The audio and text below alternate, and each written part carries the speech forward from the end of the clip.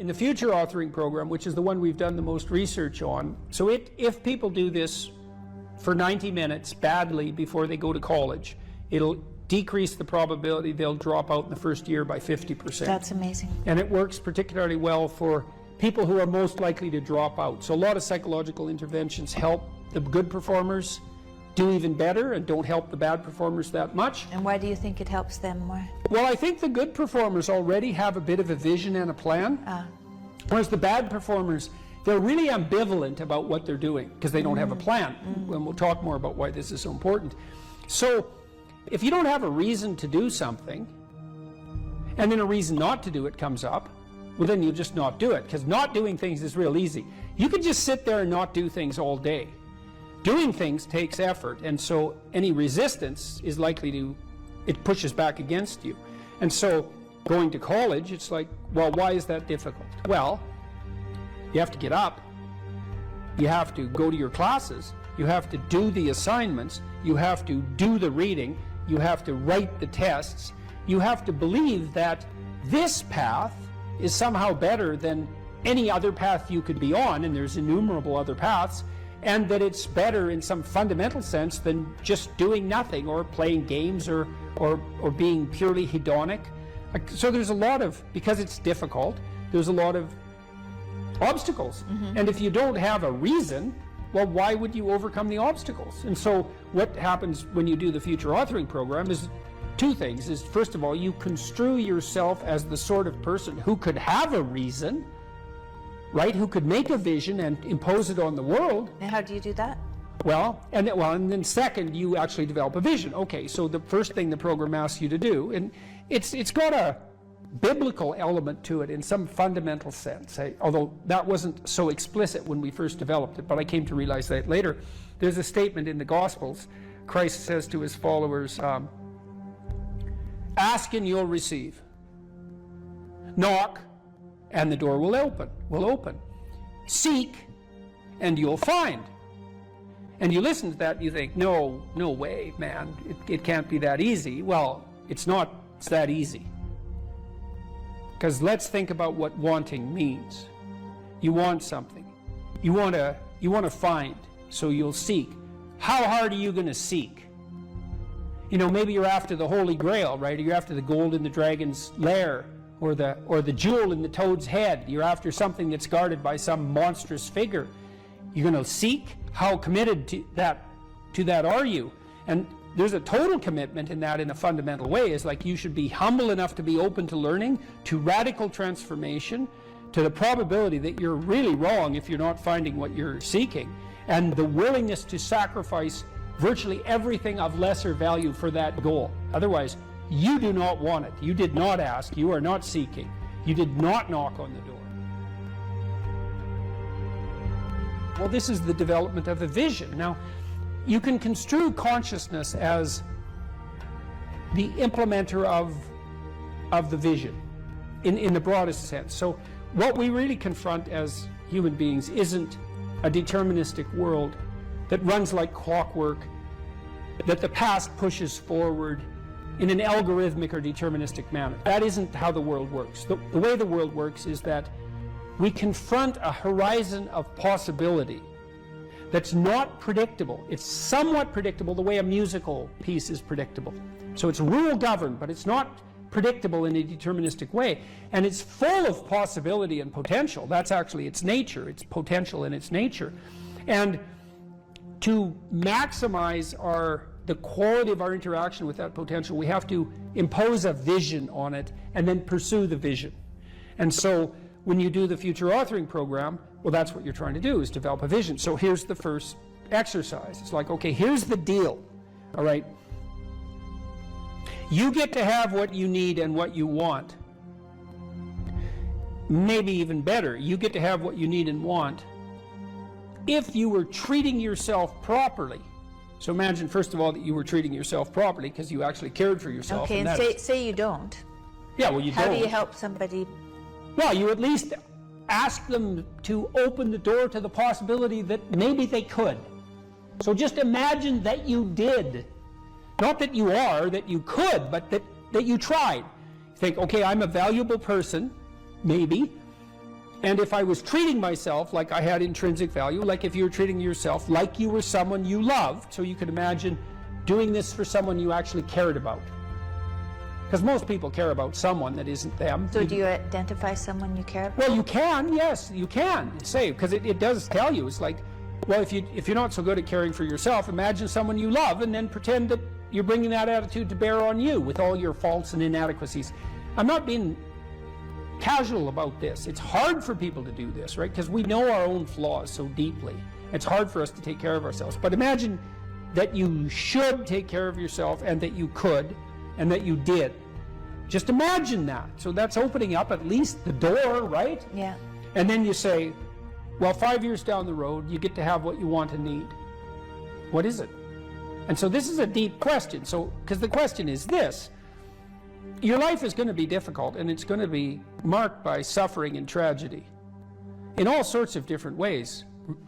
Disappointment and obstacle and betrayal and the whole panoply of human catastrophe. That's absolutely 100% definitely coming your way. Okay, so given that, and given that you want to live a life free of resentment and bitterness and premature aging and excess suffering, and that you don't want to be a burden to everyone around you, what would you have to make carrying that weight worthwhile? That's a hard question, you know. It's like, what justifies your suffering? That isn't how am I going to be happy. It's what justifies your suffering. Well, ask yourself. You get to have what you want. If you were taking care of yourself, what would it be? Okay, and so you write for 15 minutes about what your life might be like 5 years down the road if you got to have what you needed and wanted. And then we concretize it. You know, I had lots of clients and students who said, well, I don't know what to do with my life. What should I do with my life? And the first answer to that question is, that's not a very good question. Because it's like, what, do you want a one-line answer to what you should do with your life? Like, life is everything, and you want a one-line answer to everything. No. Bad question.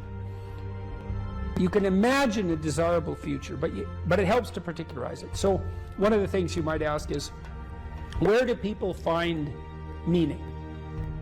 And the answer is, well, in multiple places. Here's some places people typically find meaning. So if clients came to me and they were depressed, first of all, I'd try to find out, are you depressed? Or do you just have a terrible life, or some combination of those two? And you might ask, what's the difference? And that's a really good question. If you're depressed, you have a good life, but you're suffering.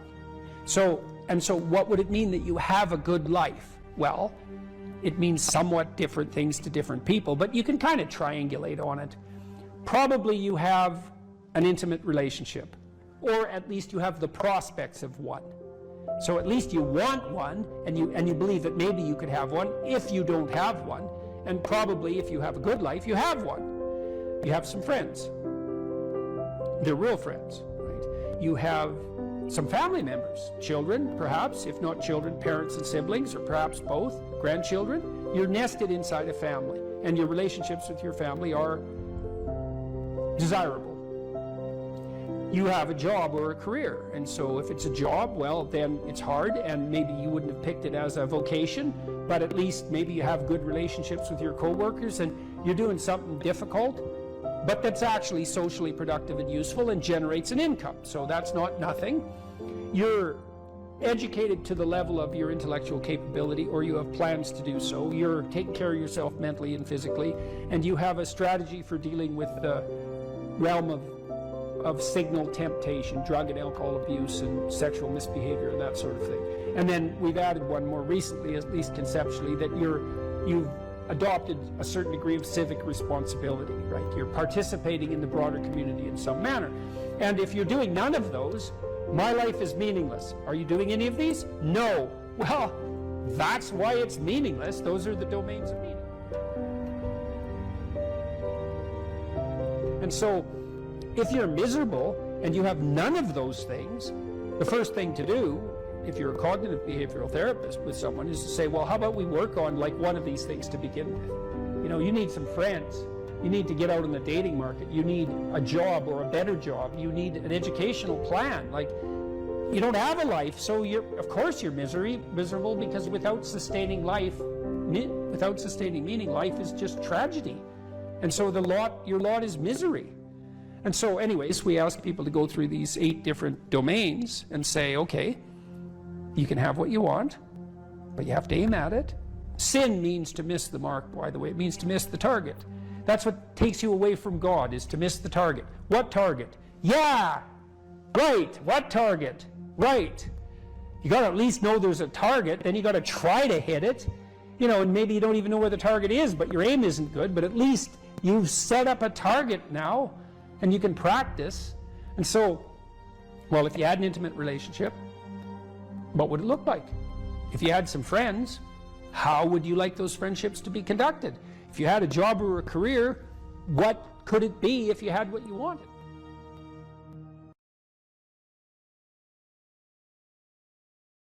The Greeks had the maxim, know thyself. How do we come to know ourselves in terms of our personalities and, more importantly, potential? Well, one of the first ways to come to know yourself is to understand that you don't. You can learn to kind of watch yourself like you're watching a stranger. You have to adopt a position. It's a position of radical humility, I would say. Humility in 2 senses. So one sense would be the humility of recognizing your ignorance. So you have to understand that you don't know who you are. That's not easy to understand, because you think you know, but then you remember you can't control yourself very well. You're not very disciplined. You're full of flaws. Maybe you don't know yourself as well as you think, but it's hard to get low enough to understand how deeply it is the case that you are ignorant about who you are. Now, there's an upside to that too, which also is that you're also ignorant about who you could be. And so the discovery of that, is some reward for the horror of determining who you actually are.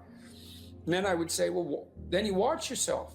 You watch yourself like you're watching a stranger. You watch what you say and you listen. And you think, well, what sort of person would say that? And how am I reacting emotionally when I'm communicating in that manner? Is that making me feel stronger or weaker? Is it filling me with shame? Is it helping my confidence? Am I laying out a lie? Am I deceiving myself and other people? Am I adopting this personality at parties that is designed to impress and to amuse, and it comes across as nothing but self-centered narcissism? What are my dark fantasies? What are my aggressive fantasies? What is it that I'm willing to do? What am I interested in so that I'll spontaneously pursue it? What do I procrastinate about and why? What am I unwilling to do? What do I think is good? What do I congratulate myself for accomplishing? And what do I berate myself for failing to confront and to implement? Those are all incredibly complicated questions, and you don't know the answers to them. So that's a start.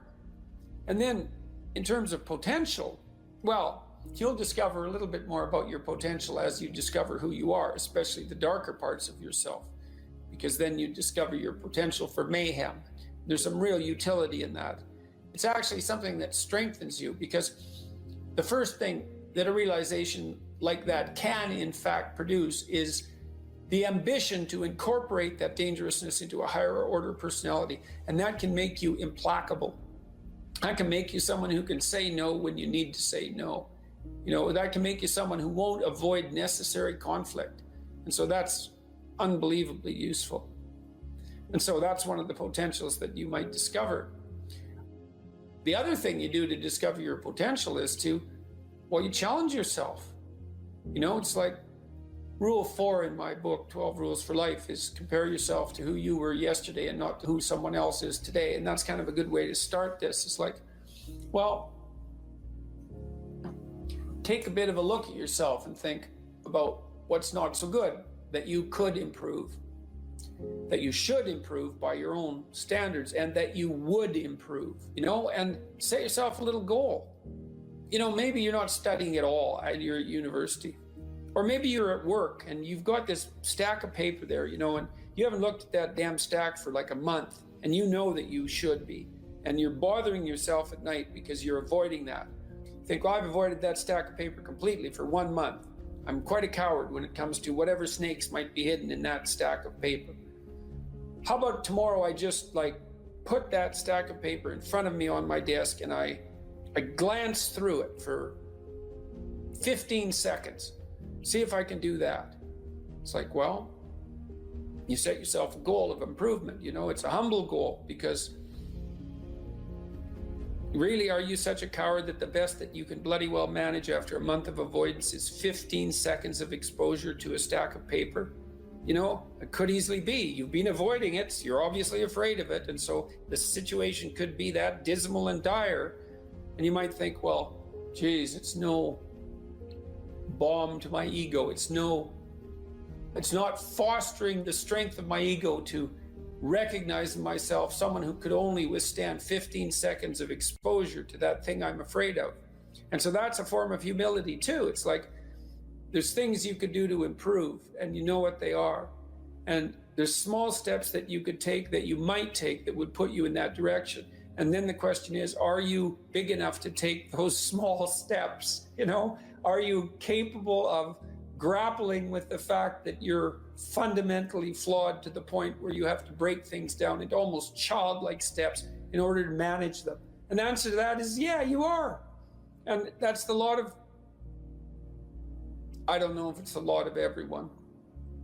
Most people have things they avoid, and they're afraid of. So I would say to some degree, it's the lot of everyone.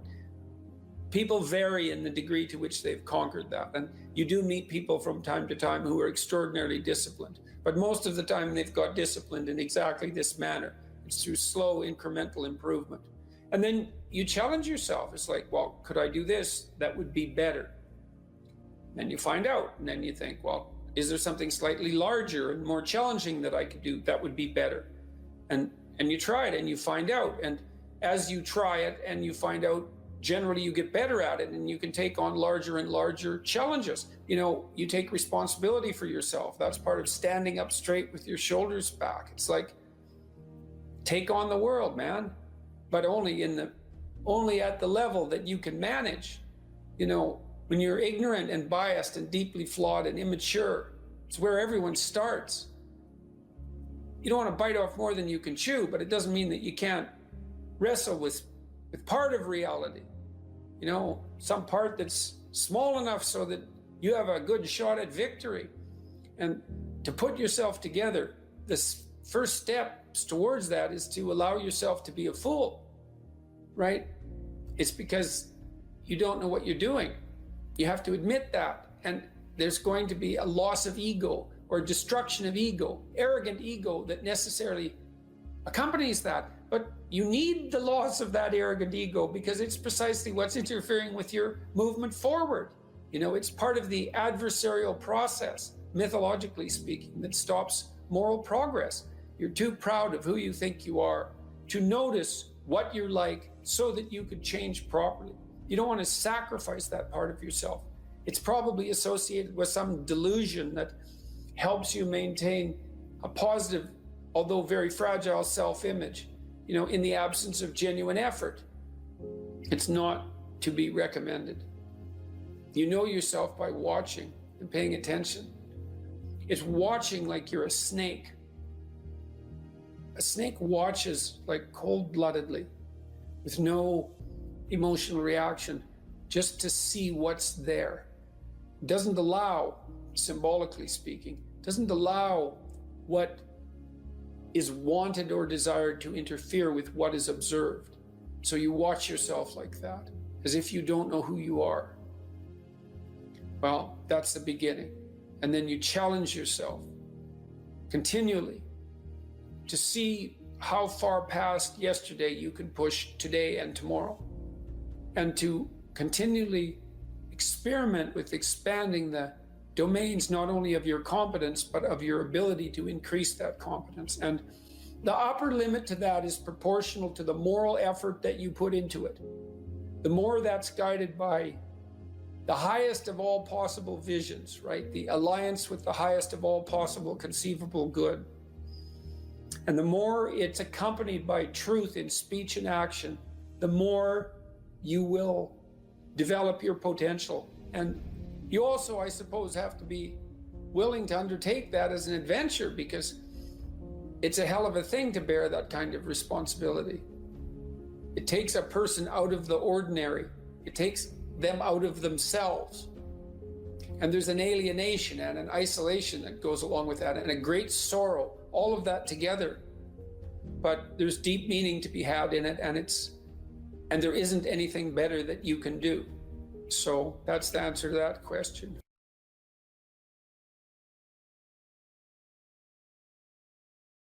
You know, one thing about the dopamine system that's so important and also explains a lot of pathology, but also a lot of human evolution, is that we have basically one major reward system, which is the dopaminergic system. You know, I sometimes like the analogy that, you know, nowadays you hear about cryptocurrency or the dollar versus the euro versus the this versus the that. There's only one currency in all of reality, actually, and it's dopamine. Whether or not it's the dollar backed to dopamine or it's euro backed to dopamine or Bitcoin backed dopamine, in the end, whether or not someone has $1 billion or $2 is really that currency resides as something that's transacted in the real world, but their notion of power and potential is dopaminergic. And so too, the potential for mates, the potential for food, how much food you have, you know, how much meat you have stored in the freezer tells you a lot about your security and well-being for you and your family, right? And that is translated into a dopaminergic internal representation of how safe and secure you are, et cetera. So this system of fear versus confrontation taps directly into the dopaminergic system. And there's a beautiful set of studies that were done in the 1960s, published in the journal Science, as you know, one of the top journals to publish in. Again, this is not work that I did, but where they gave people, human beings, the option to stimulate a number of different brain areas, just sitting in the clinic. And some brain areas would evoke feelings of drunkenness, others would evoke feelings of anger, others of sadness, others of sexual arousal. And the area that these subjects all preferred to stimulate the most, in fact, they would just sit there and lever press pretty much all day long, was this midline thalamus area. And the subjective feeling that they reported, I find this interesting and would love your thoughts on this, is one of mild frustration, anticipation of something, although they didn't know what. Yeah, anticipation. And it's this idea, I think, that it's tapping into the dopamine system. And the dopamine system... Well, the dopamine system says something good is going to happen. That's right. The key... It says something good is going to happen. Something good is going to happen. And it's an appetitive state in some sense, because it doesn't signify the acquisition of...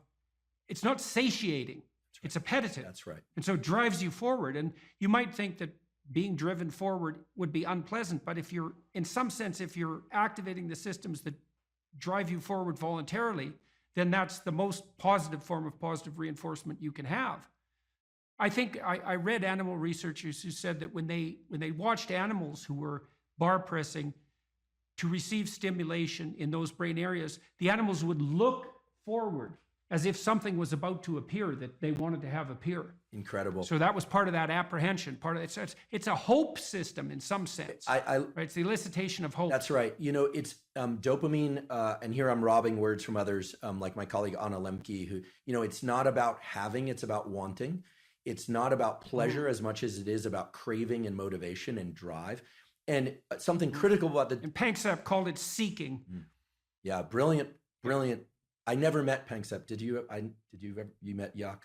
I met him online. We were in a neurological chat room, so to speak, for a neuropsychological chat room for about 5 years, and I had a chance to interact with him a fair bit in that. So that was really good. I'm envious. He's done beautiful work, and thank you for calling people's attention to his work. I know you've done that many times, and such key work.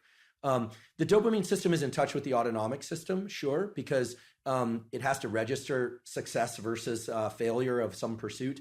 The prefrontal cortex is actually part of the dopamine reward system. People often overlook this, and then we just think about nucleus accumbens and ventral tegmental area. But the prefrontal cortex, because as you pointed out before, it is generating possible outcomes, different rules, different selves are being projected into the future. You can think that the 2 marshmallow task, the classic, you know, give kids the option to either have a marshmallow now or wait and have 2 marshmallows, and the cute little videos of the kids, you know, in the room with the marshmallows, sniffing it, talking to it. Occasionally a kid will just stuff it in his mouth. Another child will turn away, you know, delightful, right? And all sorts of ideas have come about how they do in life versus if they can wait or not wait. In any case, that's dopaminergic anticipation. The key thing with dopamine, I think, that encapsulates the most of it is this notion of reward prediction error, which is very simple. If you are excited and anticipating something, you are generating some internal sense of the probability of it happening. We're going to the ice cream store, kids. Let's go. We're going to have ice cream. We have ice cream. It's closed. The disappointment that they experience actually brings them far lower than they would feel, much more sad than they would feel than had you not told them you were going to get ice cream, which speaks exactly to what you were saying, that it's an anticipation signal. So dopamine's going up, up, up, we're going to get ice cream, and then no. So it drops below baseline. They would have been better off being not told they were going to the ice cream store. Just drive right by it. The danger of hope. The danger of hope. If you anticipate that it's going to be open, and again, this could translate to any scenario, and it's open, there's a dopaminergic signal upon receiving the reward, but it then drops a little bit. This is the basis of addiction, actually. Drops a little bit below baseline transiently. So we always think of the ice cream is the reward. Well, actually, the reward was right before you had that first lick of ice cream because you know you're going to get it. This is also true of sexual behavior. It's true of people who sell a company or they're anticipating something exciting, or of a wedding. It also sort of partially explains this notion of postpartum depression, where people are so excited about something, the delivery of a child or something, and the arrival, and then for some reason they feel let down. It's because the anticipation was that great. So many scenarios. There might be an exhaustion component there too. Right. Well, it's also the case, if I remember correctly, that dopamine kick. So imagine what it does is backtrack the neural systems that were activated as the reward was approached. So then it feeds back reinforcement, not reward, but mediates cellular growth and maybe myelinization. It's increasing the efficiency of the neural connections of the systems that were activated just prior to receiving that reward in the order they were prioritized. That's right. In the order they were manifested. So the closer the behavior is to the receipt of the reward, the more it's reinforced and more likely to be manifested in the future. And then there's a decay function going back in time. So, and that's partly how an addictive subpersonality can grow too, right? Because you can imagine that there's a certain state of mind that you're in. Maybe it's a state of something approximating nihilistic hopelessness that grips you every time you're motivated to seek out your favorite drug. And that's fairly far back in the activation chain, but it's there every time you take a hit. So what happens is the dopaminergic reinforcement produced by the drug reinforces that nihilistic hopelessness that drives the drug-seeking behavior. That's right. And that's how, in part, you develop a monkey on your back. Yeah, I love the example, even though I'm sad that it happens for people. I love the example because what you're saying is that, and it's exactly right, that the memory for events and states of mind and emotions that preceded a successful collection of reward or arrival at reward is set into a huge number of motor commands, some of which are subconscious. And right. And the ultimate dopamine signal, actually I experienced this the other day. I can give an example. My girlfriend and I decided to go to the beach. We were going to go do this little ritual that we've been talking about doing for a while. And I had on a piece of paper what we had written out we were going to do. And I had it in my back pocket. And we got to the ocean and the sun was setting, sort of perfect timing for this. And the piece of paper was gone. And I thought, oh my goodness, how did I screw this up? Like, of all the things, I'm supposed to, I'm 47 years old. This is not like I should be able to do this, Get your I act blew it. Yeah, I blew it. So I went back to the car, long walk, looking everywhere. It was not a windy day, but I thought, gosh, where's this piece of paper? Looking around, didn't find it. Went all the way back to the car, wasn't in the car, came all the way back. And I was walking toward her. I saw her and I thought, okay, this is really embarrassing. I'm going to just have to wing it or remember. We didn't have our phones intentionally either, so we couldn't look it up. And then I saw the piece of paper on the beach and it was partially buried in the sand. I picked it up and I was elated. What happened there was my dopamine had dropped way below baseline because I was disappointed that I'd lost it, disappointed in myself, et cetera. And then I found it. Right. So your anticipation was for nothing. Exactly. So you got punished by yourself for that. Exactly. Because that should be eradicated. If you're highly anticipatory and it doesn't make itself manifest, then you were seriously wrong. So you're going to take a emotional hit as a consequence of that. I think that's also associated, that emotional hit, that pain that you feel, I think that's actually associated with the beginning stages of the death of the systems that mediated that initial response. Because you should eradicate systems that make you anticipate that don't work. right? And that means those systems, which are already instantiated and alive in some sense, have to decay and die. And it strikes me as highly probable that you're going to pay a price in something approximating pain for the death of those malfunctioning systems. It's also why, because why wouldn't they fight for their lives to some degree? Why wouldn't they resist the decay and death that might be necessary to keep you going? Why, there should be some pain associated with that logically, because it is a biological transformation. Yeah, it's an interesting a lens to view it through, that self image that I had in that moment of, I'm the responsible partner who can take care of a simple thing, right? For this nice little ritual that we'd been talking about doing for a while. I failed, right? So that part. Well, it's also so interesting. You think about that. This is a depressive cascade, and it's very hard to bind, because imagine you anticipate something and then you make a mistake. Now the question then becomes, how significant is the mistake? And one view of your error would be, well, the paper blew out of my pocket and that could happen to anybody. And the more catastrophic interpretation would be, and it's an extension of the thought path that you started to walk down, well, I'm near 50 years old, I should be much more responsible than this, and there's something wrong with me as a person. And then a depressive person would go even further. They'd say, well, not only is there something wrong with me in this decision, this is a decision like every other decision I make right now. I never make a good decision. In the past, I've never made a good decision, and there's no way I'm going to change in the future. And so the depressive takes that punishment response, let's say, that's a consequence of failed anticipation, and can't bind it. It just takes out all of their potential future selves. That's a good way of thinking about it. Yeah. And so then they're in a depressive pit. Yeah. So that's too much learning from failure. Right. I'm really I'm grateful for your insight on this, because indeed, if I'm honest, my thought train went to the point of, I didn't think, I'm a total failure because I lost this piece of paper. I thought to myself, well, if it were a priority, I would have ensured I wouldn't have lost it. Right. She'll interpret it as not being a priority. Like, where are my priorities? Am I overspent? Like what's going on? You start to sift into the full set of questions. And then, of course, finding the paper resurrects the sense of self. It was, I think it was in that movie, Pulp Fiction. Yeah, well, that binding problem is really tricky, because so there's some good rules of thumb for that, which is one of the rules of thumb for that that's extremely useful, that's socially instantiated, is innocent until proven guilty. Right, so you might say when those thoughts come up, because they're adversarial and accusatory thoughts, you might say, well, that is part of the realm of possibility, but I shouldn't. When your child does something wrong that's minor, you don't say you're a rotten kid, right? You bind it. You say, look, kid, here's a bunch of things you're doing right. But in this particular example, specific situation, here's the minimal thing you did incorrectly and how to alter it. And it's a really good habit of mind. It's like to address towards yourself as well as to other people, which is to say, well, what's the minimum crime that I'm responsible for in this moment? And that's part of this miracle of the presumption of innocence, and especially without proof. A lot of what I did in my clinical practice to people who had a depressive temperament was help them make a case for themselves. It's like, well, maybe you're as bad as you think you might be, but maybe not. Let's take the contrary argument. Let's make you as innocent as you can be in this situation, and only narrow the repair to the absolute minimum that needs to be manifested. What could you do to improve yourself?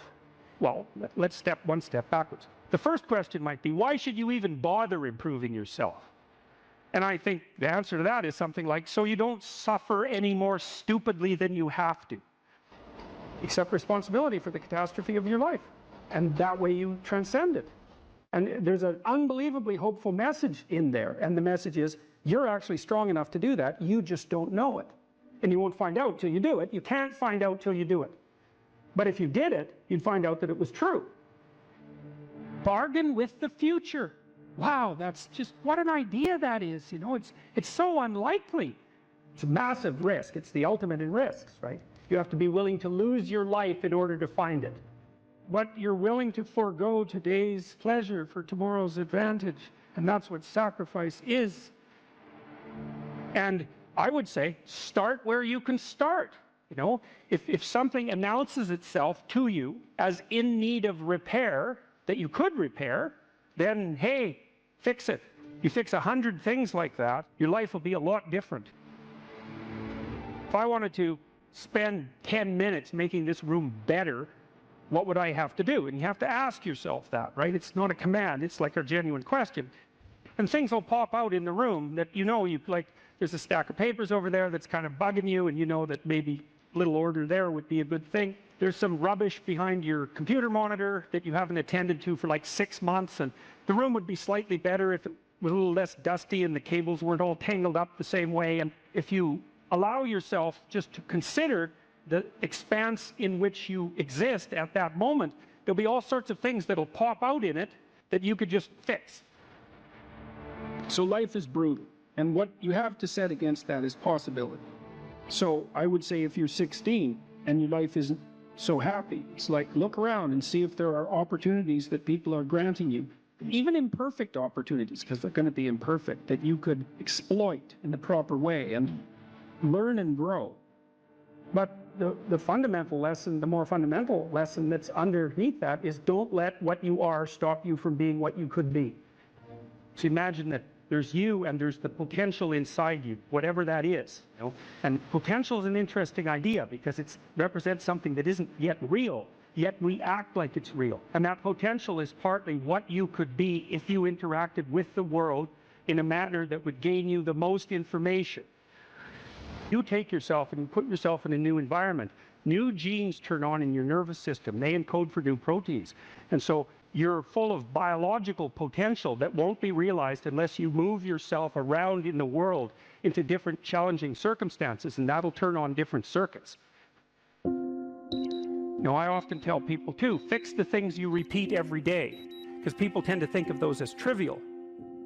You get up, you brush your teeth, you have your breakfast, you have your routines that you go through every day.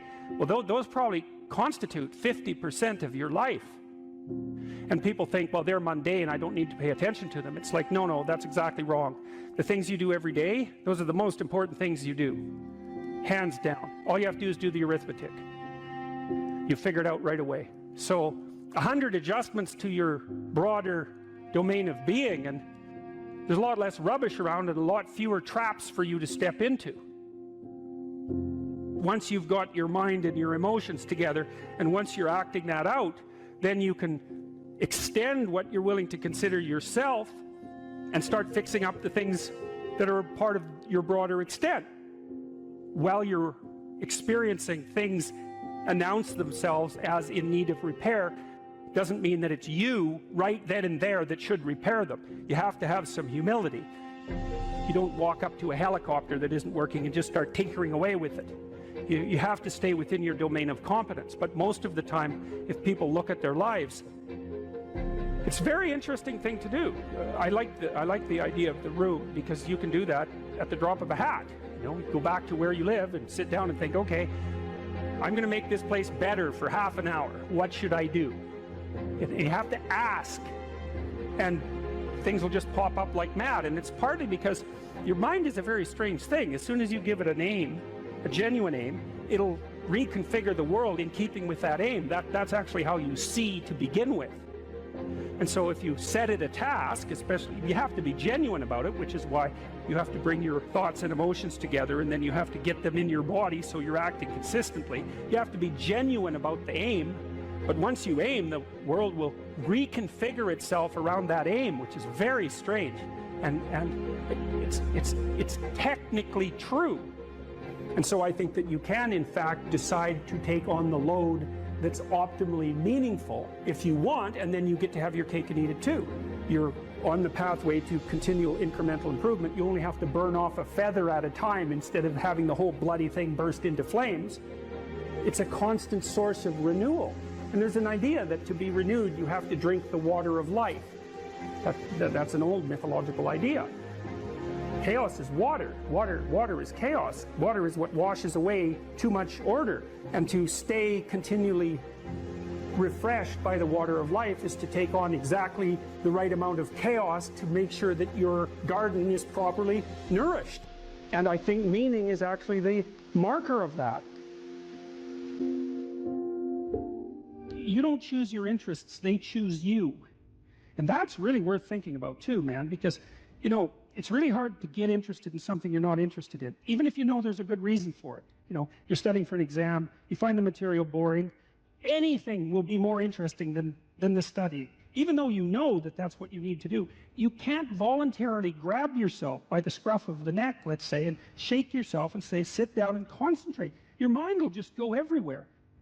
But then if you're interested in something, and even if it's something you shouldn't be interested in, because that happens all the time, then it's like you're a laser focused, man. You can pay attention forever. You can work until you're exhausted. You won't even notice it, and you remember everything. It's like, okay, if you can't control your interest, what does? Your interest was being manipulated behind the scenes by unseen forces that were associated with your characterological development across time. That was the manifestation of the self. So the self is this, the potential you, let's say. And the way it operates in the present is by gripping your interest and directing it somewhere. And that's part of the instinct of self-realization. It's a mind-boggling idea, man. Really is. The potential that you are has to manifest itself somehow in the here and now. It has to. And what better way than by directing your attention? You know, it's like, it seems like this might be useful for you. Maybe you get attracted to this person. Maybe you admire this person. That happens with kids a lot. They'll admire someone and then copy them. And you can see that that's obviously part of their developmental progression, right? It's a form of hero worship, but kids are very imitative and they hero worship at the drop of a hat. And so they're entranced by the next stage of development. And if they see someone who embodies that, especially if it's in the zone of proximal development, it's something they could achieve, stretching a bit. They find someone who embodies that next stage of development, and then they start to imitate them and act like them. Well, adults are no different. We're no different. We do it at a perhaps more abstract and sophisticated level.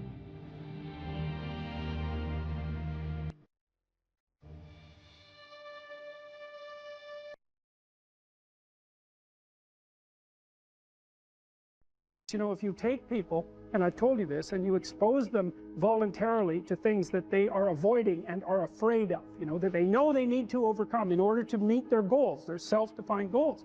If you can teach people to stand up in the face of the things they're afraid of, they get stronger. And you don't know what the upper limits to that are, because you might ask yourself, like, if for 10 years, if you didn't avoid doing what you knew you needed to do, by your own definitions, right, within the value structure that you've created, to the degree that you've done that, what would you be like? Well, you know, there are remarkable people who come into the world from time to time, and there are people who do find out over decades-long periods what they could be like if they were who they were, if they spoke their being forward. And they get stronger and stronger and stronger, and we don't know the limits to that. We do not know the limits to that. And so you could say, well, in part, perhaps the reason that you're suffering unbearably can be left at your feet, because you're not everything you could be, and you know it. And of course, that's a terrible thing to admit, and it's a terrible thing to consider, but there's real promise in it, right? Because it means that perhaps there's another way that you could look at the world, and another way that you could act in the world. So what it would reflect back to you would be much better than what it reflects back to you now. And then the second part of that is, well, imagine that many people did that, because we've done a lot as human beings. We've done a lot of remarkable things. And I've told you already, I think before, that today, for example, about 250,000 people will be lifted out of abject poverty, and about 300,000 people attached to the electrical power grid. We're lifting people out of poverty collectively at a faster rate that's ever occurred in the history of humankind by a huge margin. And that's been going on unbelievably quickly since the year 2000. The UN had planned to have poverty between 2000 and 2015, and it was accomplished by 2013. So there's inequality developing in many places, and you hear lots of political agitation about that. But overall, the tide is lifting everyone up, and that's a great thing. We have no idea how fast we can multiply that if people got their act together and really aimed at it. Because, you know, my experience is with people that we're probably running at about 51% of our capacity. I mean, you can think about this yourselves. I often ask undergraduates how many hours a day you waste, or how many hours a week you waste. And the classic answer is something like 4 to 6 hours a day. You know, inefficient studying, watching things on YouTube that not only do you not want to watch, that you don't even care about, that make you feel horrible about watching after you're done. That's probably 4 hours right there. Now you think, well, that's 25 hours a week, it's 100 hours a month, that's 2.5 full work weeks, it's half a year of work weeks per year. And if your time is worth $20 an hour, which is a radical underestimate, it's probably more like 50 if you think about it in terms of deferred wages. If you're wasting 20 hours a week, you're wasting $50,000 a year, and you are doing that right now. And it's because you're young, wasting $50,000 a year is a way bigger catastrophe than it would be for me to waste it, because I'm not going to last nearly as long. And so if your life isn't everything it could be, you could ask yourself, well, what would happen if you just stopped wasting the opportunities that are in front of you? You'd be, who knows how much more efficient? 10 times more efficient, 20 times more efficient. That's the Pareto distribution. You have no idea how efficient people get. It's off the charts. Well, and if we all got our act together collectively and stopped making things worse, because that's another thing people do all the time. Not only do they not do what they should to make things better, they actively attempt to make things worse because they're spiteful or resentful or arrogant or deceitful or homicidal or genocidal, or all of those things all bundled together in an absolutely pathological package. If people stopped really, really trying just to make things worse, we have no idea how much better they would get just because of that. So there's this weird dynamic that's part of the existential system of ideas between human vulnerability, social judgment, both of which are major causes of suffering, and the failure of individuals to adopt the responsibility that they know they should adopt. And that's the thing that's interesting too, is that, like, another thing I've often asked my undergraduate classes is, you know, there's this idea that people have a conscience. And you know what the conscience is. It's this feeling or voice you have in your head just before you do something that you know is stupid, telling you that probably you shouldn't do that stupid thing. You don't have to listen to it, strangely enough, but you go ahead and do it anyways, and then of course exactly what the conscience told you was going to happen inevitably happens, so that you feel even stupider about it than you would if it happened by accident, because you know, I knew this was going to happen, I got a warning it was going to happen, and I went and did it anyways. And the funny thing too is that conscience operates within people, and we really don't understand what the hell that is. So you might say, well, what would happen if you abided by your conscience for 5 years or for 10 years? What sort of position might you be in? What sort of family might you have? What sort of relationship might you be able to forge?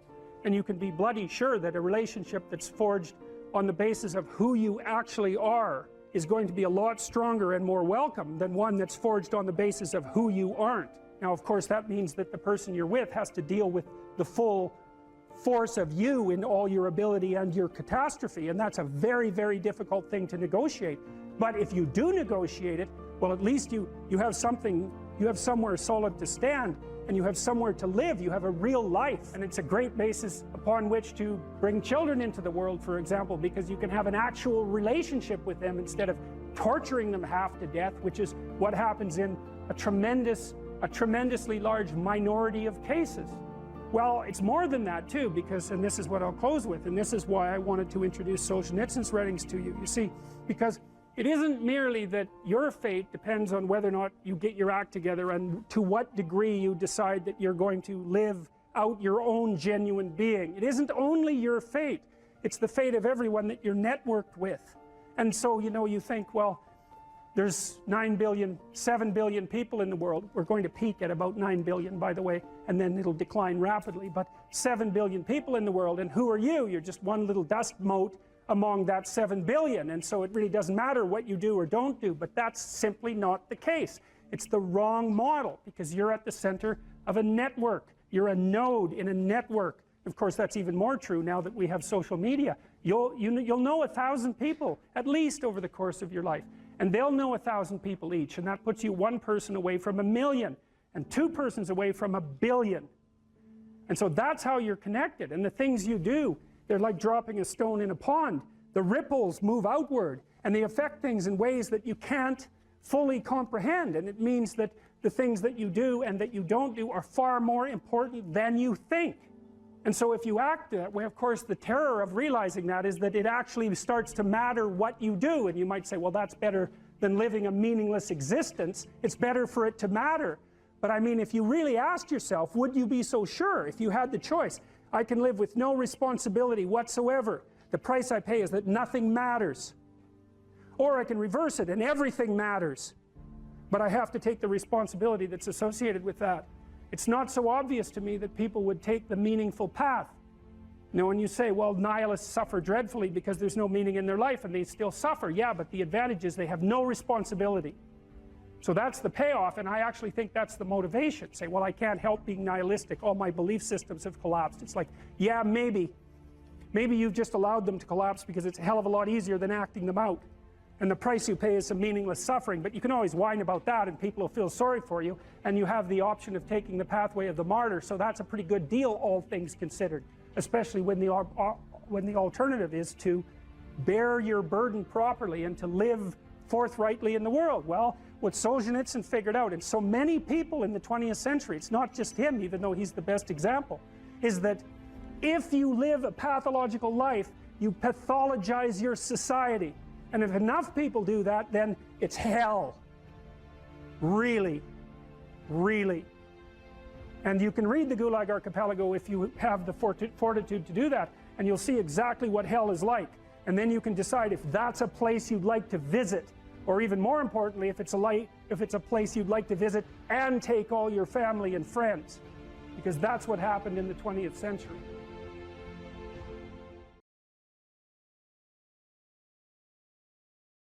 You're sitting on the edge of the bed trying to have an honest dialogue with yourself, and the little voice says, you know, it's pretty disgusting in here.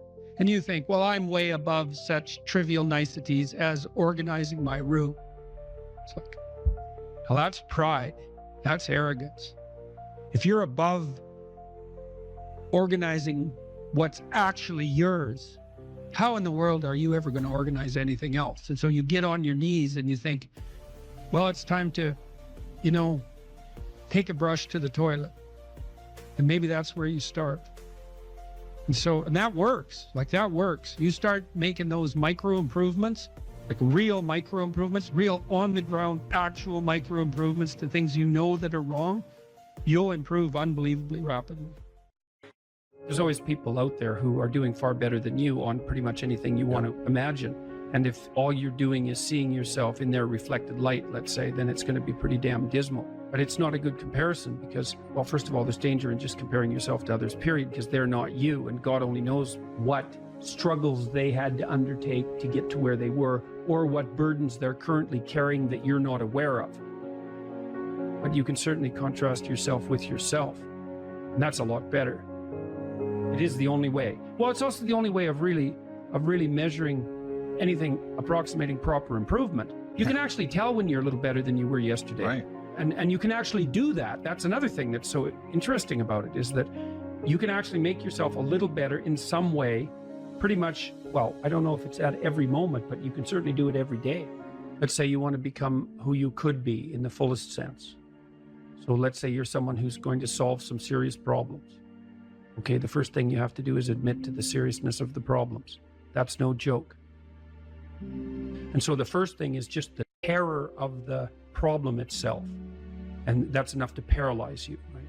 And that's the Hydra, that's the Gorgon with the head of snakes. It'll paralyze you and turn you to stone. That's the basilisk in the Harry Potter series. Mm-hmm. You look at it and it turns you to stone and lurks underneath everything, right? And it's malevolence and tragedy. And so there's that. And then the next is, well, you're going to take responsibility for that? You're really going to do that, are you? That's a hell of a load, man. And so it's daunting to even consider that. And then there's the discipline and responsibility that necessitates, which is also daunting. It's like, oh my God, the problem's that serious. I'm really going to have to get my act together in order to not contribute to it, much less solve it. And so the problem is terrible. And then the solution is daunting. But the upside of that is like, well, there isn't anything better to have than a problem that's worth solving, like that's really worth solving, right? And so the more of that you take on, the more you have a reason to get out of bed in the morning, no matter what. Like, I'm getting up, I'm trudging forward. Doesn't matter what I'm suffering from. I've got things that need to be done. They're necessary. And that gives you that sense of purpose that is the antidote to bitterness. Okay, well, let's say you want your life to be meaningful. It's like, okay, then what you do matters. It actually matters. Or how starting to clean up the room changed their life. That's quite fun because it's something I always tell people to do instead of going out and protesting. Jesus, I just can't stand Cleaning up that. the room? Yeah. Meaning? Well, my sense is that if you want to change the world, you start from yourself and work outward because you build your competence that way. It's like, I don't know how you can go out and protest the structure of the entire economic system if you can't keep your room organized. Well, I made a video call, which was called Message to Millennials, where it was called How to Change the World Properly. A bit of it on the pretentious side, I suppose, but I was trying to produce something that was a counterposition to this idea that what you should do is go out and fix up other people. You know, that's just not right. And there's a New Testament line about that, something about, you know, not worrying too much about the log in your neighbor's eye or about the speck in your neighbor's eye when you have a log in your eye. What would the world be like if people stopped avoiding the things they knew they should do? You know, because the question is, how much are we contributing to the fact that life is an existential catastrophe and a tragedy? How much is our own corruption contributing to that? That's a really worthwhile question. The things you leave undone because you're angry, you're resentful, you're lazy, you have inertia. Well, you consult your conscience and it says, well, you know, that place over there could use a little work. It's the same as working on yourself, and so you clean that up because you can. And then things are a little clearer around you. And you're a little better off because you've practiced a bit, and so you're a little stronger, and then something else manifests itself and says, well, maybe you could like take a crack at fixing me up too. So you decide to do that, and then that gets a little bit more pristine, you know, and soon, and it's humble because you're not exceeding your domain of competence. You know, it's like, don't be fixing up the economy, 18-year-olds. You don't know anything about the economy. It's a massive, complex machine beyond anyone's understanding, and you mess with it at your peril. So, and can you even clean up your own room? No. Well, you should think about that. You should think about that. You only have to ask a stupid question once. You ask a stupid question, and if you're in a crowd and you ask a stupid question, 80% of the people in the crowd have the same question. They're just too cowardly to ask. But you ask and then someone actually tells you, you never have to ask that question again. You're no longer stupid. What stupid thing am I doing that I could quit doing? That I would quit doing? Because those aren't the same thing, right? Because you know there's stupid things that you're doing that you're just not going to quit doing because you like them. But there might be something on the edge there where you could stop that. If you want to know something about yourself, sit on your bed one night and say to yourself, you got to mean this, like you got to be desperate. This is no game, this. My life is not everything I want it to be, and perhaps it's not everything that I need it to be. And by need, I mean my life is so unbearable that the suffering that's attendant upon that is make me nihilistic, cynical, bitter, resentful, driving the proclivity to see evil everywhere except within my own heart. Like, these are problems, man. And you ask yourself, you sit on the bed and say, okay, man, I'm ready to learn something. What's one thing I'm doing wrong that I know I'm doing wrong that I could fix, that I would fix? It's like, you meditate on that, you'll get an answer.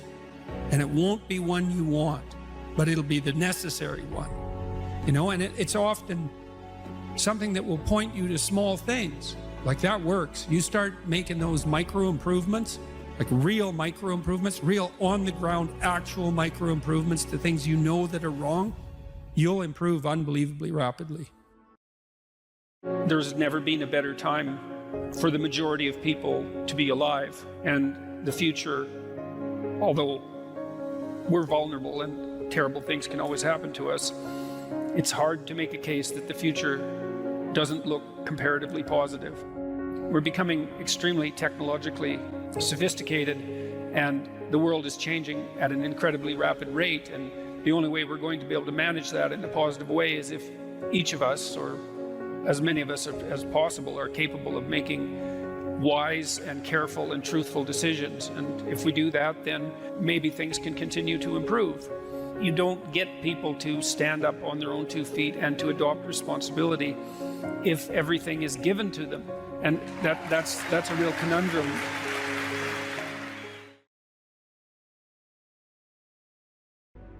We were sitting in the first row of the plane, and do you remember the guy was a young black man, sort of ran onto the plane. He was wearing a yellow vest. He was a worker working the bridge or something. And he came up to you and he said, I'm not supposed to be on the plane right now. I'm not supposed to say anything, but you helped me turn my life around. I got this job because of you. And what I remember more than anything else is he had this huge smile on his face. But it wasn't because you told him to go out there and be happy. It was because you told him to go out there and fix some stuff. And I think that's exactly what you're talking about right now. Those experiences are so life-sustaining. It's so remarkable to have that happen, and that's something I've been immensely privileged to constantly experience, although there's also something about it that's extremely painful. You know, the magnitude of that joy is sort of proportional to the obstacles it had to overcome while it was attempting to manifest itself. You know, and one of the things I'm sure you saw on the tour, and I don't know how this affected you, was the depth of hunger for encouragement that exists everywhere, as far as I can tell. And everyone wants to be appreciated when they bring their best to the table. That's why the current assault on merit is so unbelievably brutal, because it will deny everyone the right to be appreciated for being their best. And well, you might ask, well, when does the best become your enemy? And that's easy. It's when you flee from it.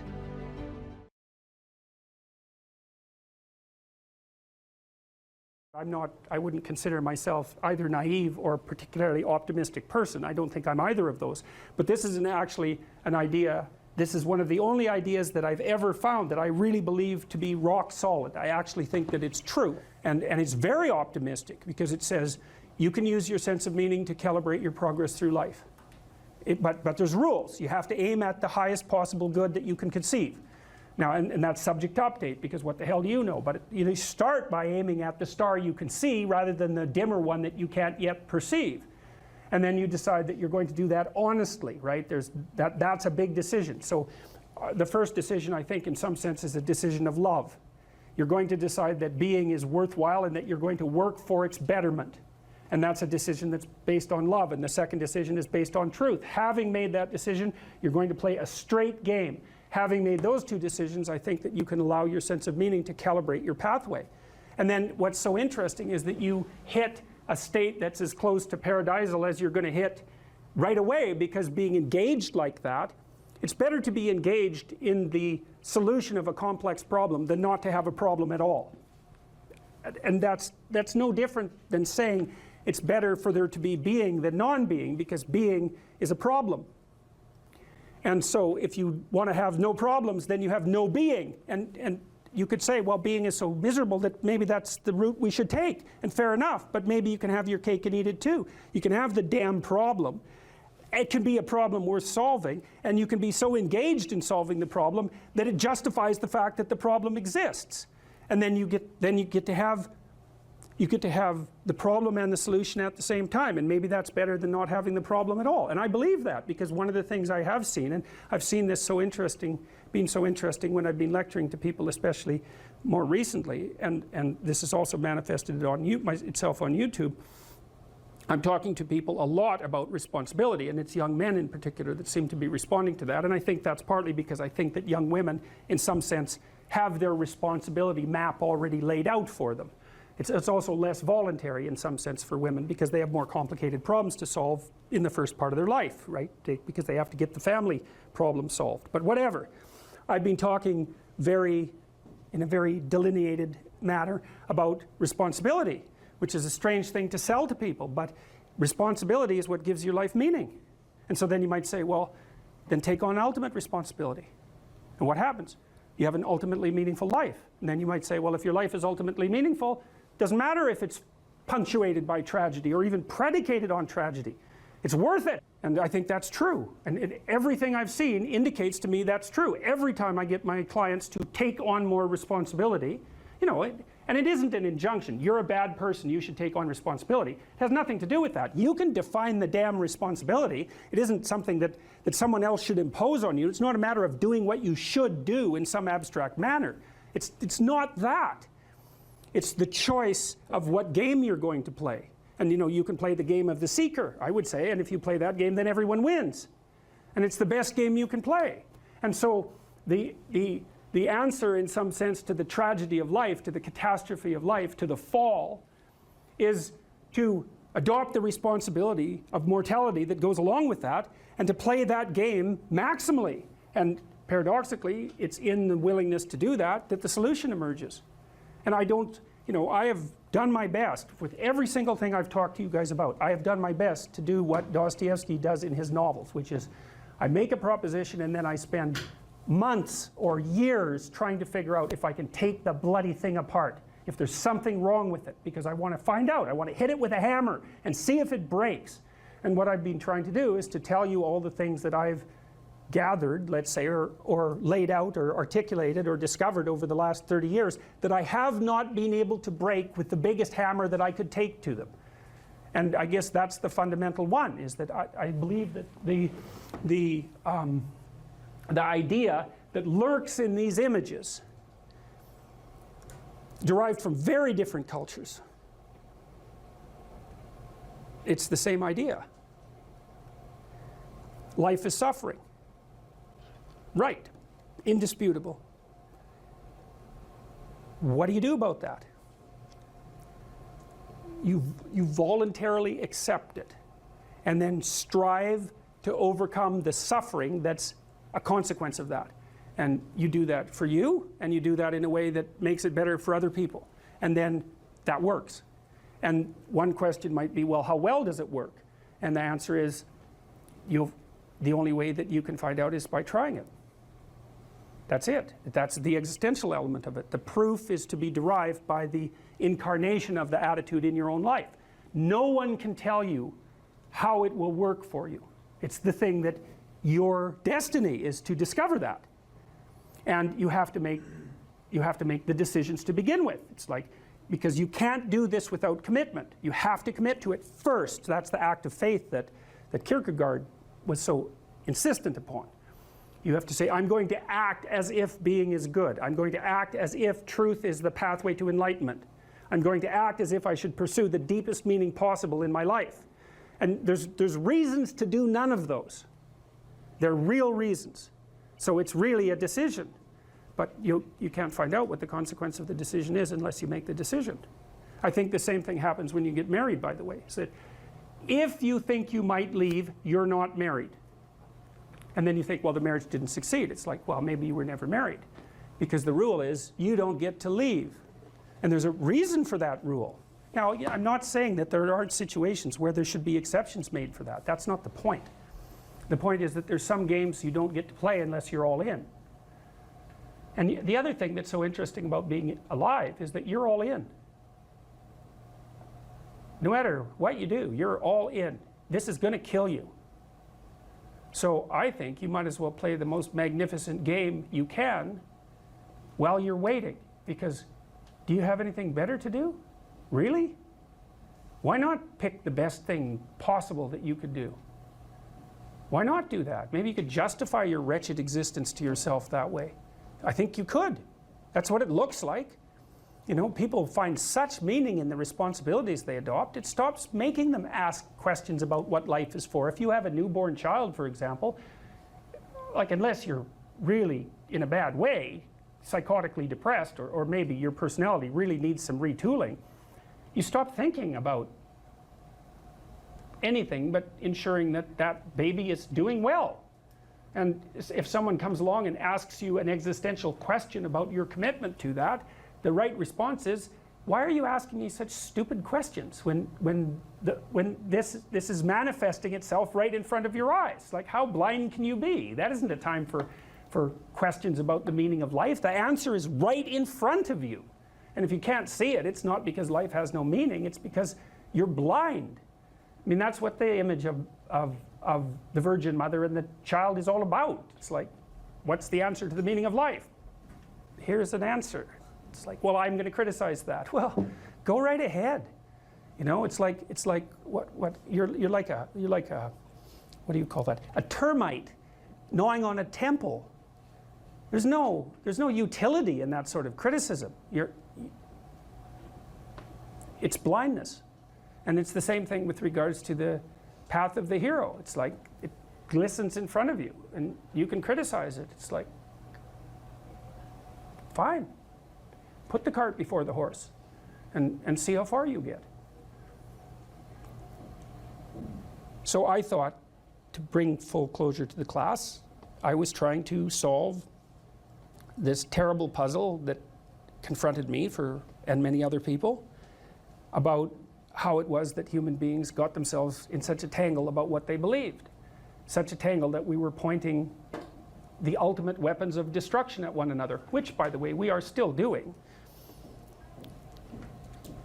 And I thought, okay, well, I understand that. We need our belief systems. They orient us. And that means there will be conflict between belief systems, and that can be a catastrophe. And that's being played out everywhere, again, in very many ways. What's the solution to that? Well, one possibility is there's no solution. It's just mayhem all the way around. Could be the case.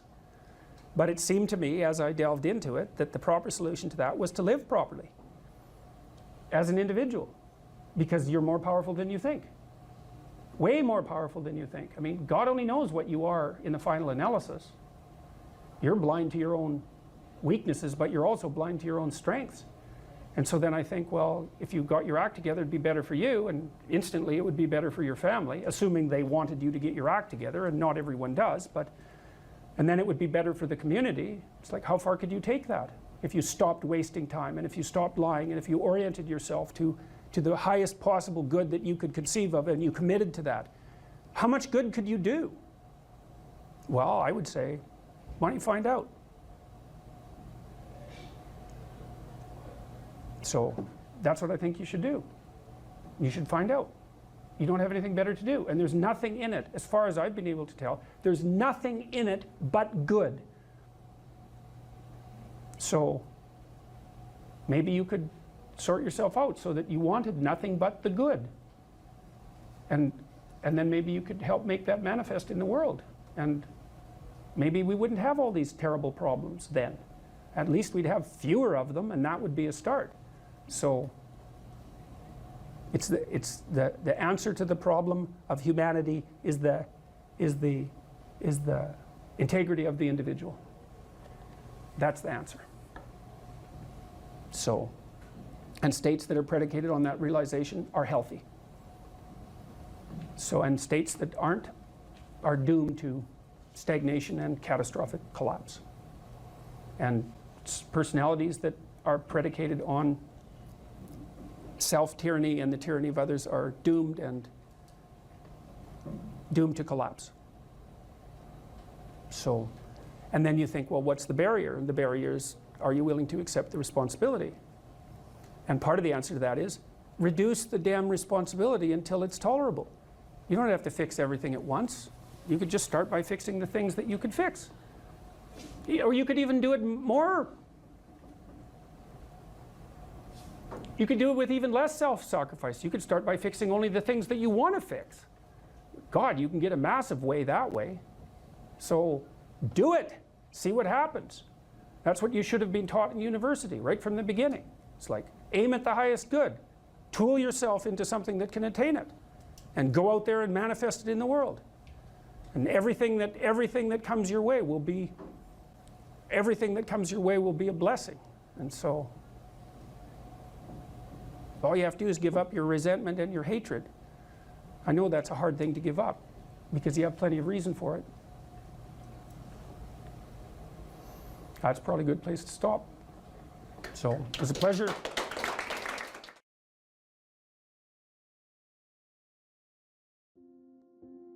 If you could have what you wanted in this moment, and I could deliver it, what would it be? How much of the mess that you see around you would vanish if the mess that you could put straight was put straight? You know perfectly well that if you put your mind to it and you make the proper sacrifices, there are things you can set straight. What advice do you have for a young man in his 20s? Make a plan. Look at what you're interested in. Get disciplined about something. Allow for the possibility that you have something important to contribute to the world. and that the world would be a lesser place without that contribution. Don't be afraid of taking on responsibility. It's where you find what sustains you in your life. You can take on too much responsibility. You have to be cautious in that regard, but that's a less common problem than not taking on enough. A lot of the things that people regard as traps are actually the means to their life. You have to understand that you're not your own servant, so to speak. You're someone that you have to negotiate with, and you're someone that you want to present the opportunity of having a good life to. And that's hard for people because they don't like themselves very much. You have to believe that your action has some redemptive possibility, because why would you do it otherwise? And you might say, well, I kind of believe that. It's like, well, that's not good enough. You know, you kind of got to throw yourself all into it. And what's the cost anyways? It's not like you're going to get out of this alive. So you're pretty much all in, whether you want to be or not. And maybe if you were voluntarily all in, things would be a lot better than they are.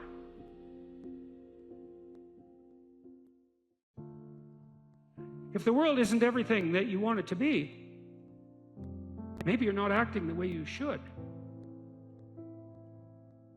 One of the things people do to buttress themselves against failure is to never let themselves really gain clarity about what they need and want. Let's say you try something, but you only do it half-heartedly. And then you fail, and you think, well, I didn't really fail because, you know, I held a bunch back in reserve, and so I didn't get what I wanted, but maybe had I been all in, I would have. And so you don't have to upbraid yourself too much for the failure. Now, it's a catastrophic way to live, to sit on the fence and to not commit, because instead of risking the possibility of failure, you engage in what's essentially the absolute certainty of failure. Because if you want something worthwhile and difficult, which you probably do if you want to have an adventure and go somewhere, then what's the chance you're going to get it if you're halfway in? You can't be halfway in, but that sort of protects you against failure, because you can tell yourself, well, if I tried, I could have done it. It's like, you know, you tell yourself that 200 times and your life's over. Better have a valued goal, because otherwise you can't get any positive motivation working out. And so the more valuable the goal, in principle, the more the micro processes associated with that goal start to take on a positive charge. And so what that means is, well, you get up in the morning and you're excited about the day, you're ready to go. And so as far as I can tell, what you do is you specify your long-term ideal, you specify your goal.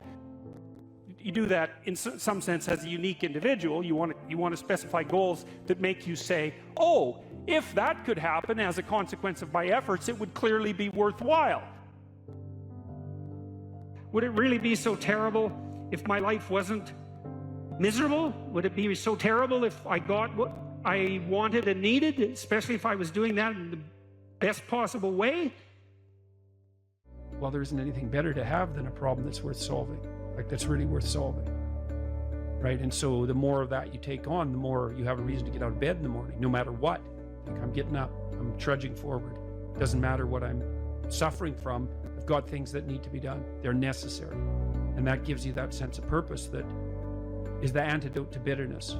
So, yeah, there's lots of reasons to, you know, because I've thought for a long time, imagine you have a choice in front of you, because you do. So here's the choice. Your life is either meaningful or meaningless. Okay, so let's go through the meaningless part first. Because you think, well, of course I don't want it to be meaningless. It's like, yeah, just hold on a second. Nothing you do matters. And so impulsive pleasure is the order of the day. No responsibility. You can do whatever you want. It's like Pleasure Island in Pinocchio, right? Or it's like Neverland in Peter Pan. You're still a kid. You can play all the time. Yeah. Impulsive pleasure and no responsibility. That's the reward for meaninglessness. Well, but then the other side is, okay, well, let's say you want your life to be meaningful. It's like, okay, then what you do matters. It actually matters, right? Make a mistake, hurts you, hurts your family, hurts the world in a deeper way than you think. And you have to be awake to that. And then you have to take it on yourself. Your attention, for example, is mediated by unconscious forces. And you know that perfectly well. And this is another Freudian observation. You know, if you're sitting down to study, for example, your conscious intent is to study. But you know perfectly well that all sorts of distraction fantasies are going to enter the theater of your imagination non-stop and annoyingly. And there isn't really a lot you can do about that except maybe wait it out. You know, so you'll be sitting there reading and your attention will flicker away. You'll think about, I don't know, maybe you want to watch Jane the Virgin on Netflix or something like that. Or maybe it's time to have a peanut butter sandwich. Or you should get the dust bunnies out from underneath the bed. Or it's time to go outside and have a cigarette. Or maybe it's time for a cup of coffee. Or it's like all these subsystems in you that would like something aren't very happy just to sit there while you read this thing that you're actually bored by. And so they pop up and try to take control of your perceptions and your actions non-stop. Maybe you think, well, this is a stupid course anyways. Why do I have to read this damn paper? And what am I doing in university? And what's the point of life? It's like you can really get going if you're trying to avoid doing your homework. And then you might think, well, what is it in you that's trying to avoid? Because after all, you took the damn course and you told yourself to sit down. Why don't you listen? Well, because you're a mess. That's basically why. You haven't got control over yourself at all. And no more than I have control over this laptop.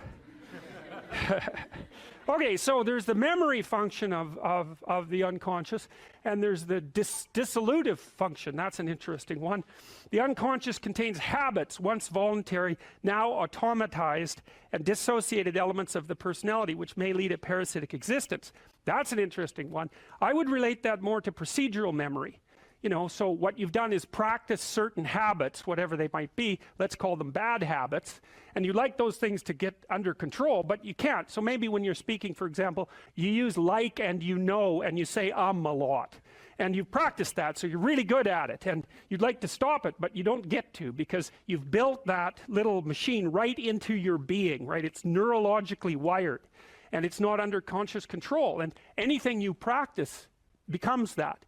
It becomes part of you, and that's another element of the unconscious, a different part. And then there's a creative part, which is that, well, you know, you're sitting around and maybe you're trying to write something, or maybe you want to produce a piece of art or a piece of music, or maybe you're just laying in bed dreaming, and you have all these weird ideas, and especially in dreams. It's like, where do those things come from? And even more strange, one of the things that's really weird about dreams, and almost impossibly weird, is that you're an observer in the dream. It's like a dream is something that happens to you. Well, you're dreaming it, theoretically, so how is it that you can be an observer? It's almost like you're watching a video game or a movie, but you're producing it, at least in principle, although the psychoanalysts would say, well, no, not exactly. Your ego isn't producing it. Your unconscious is producing it. It's a different thing.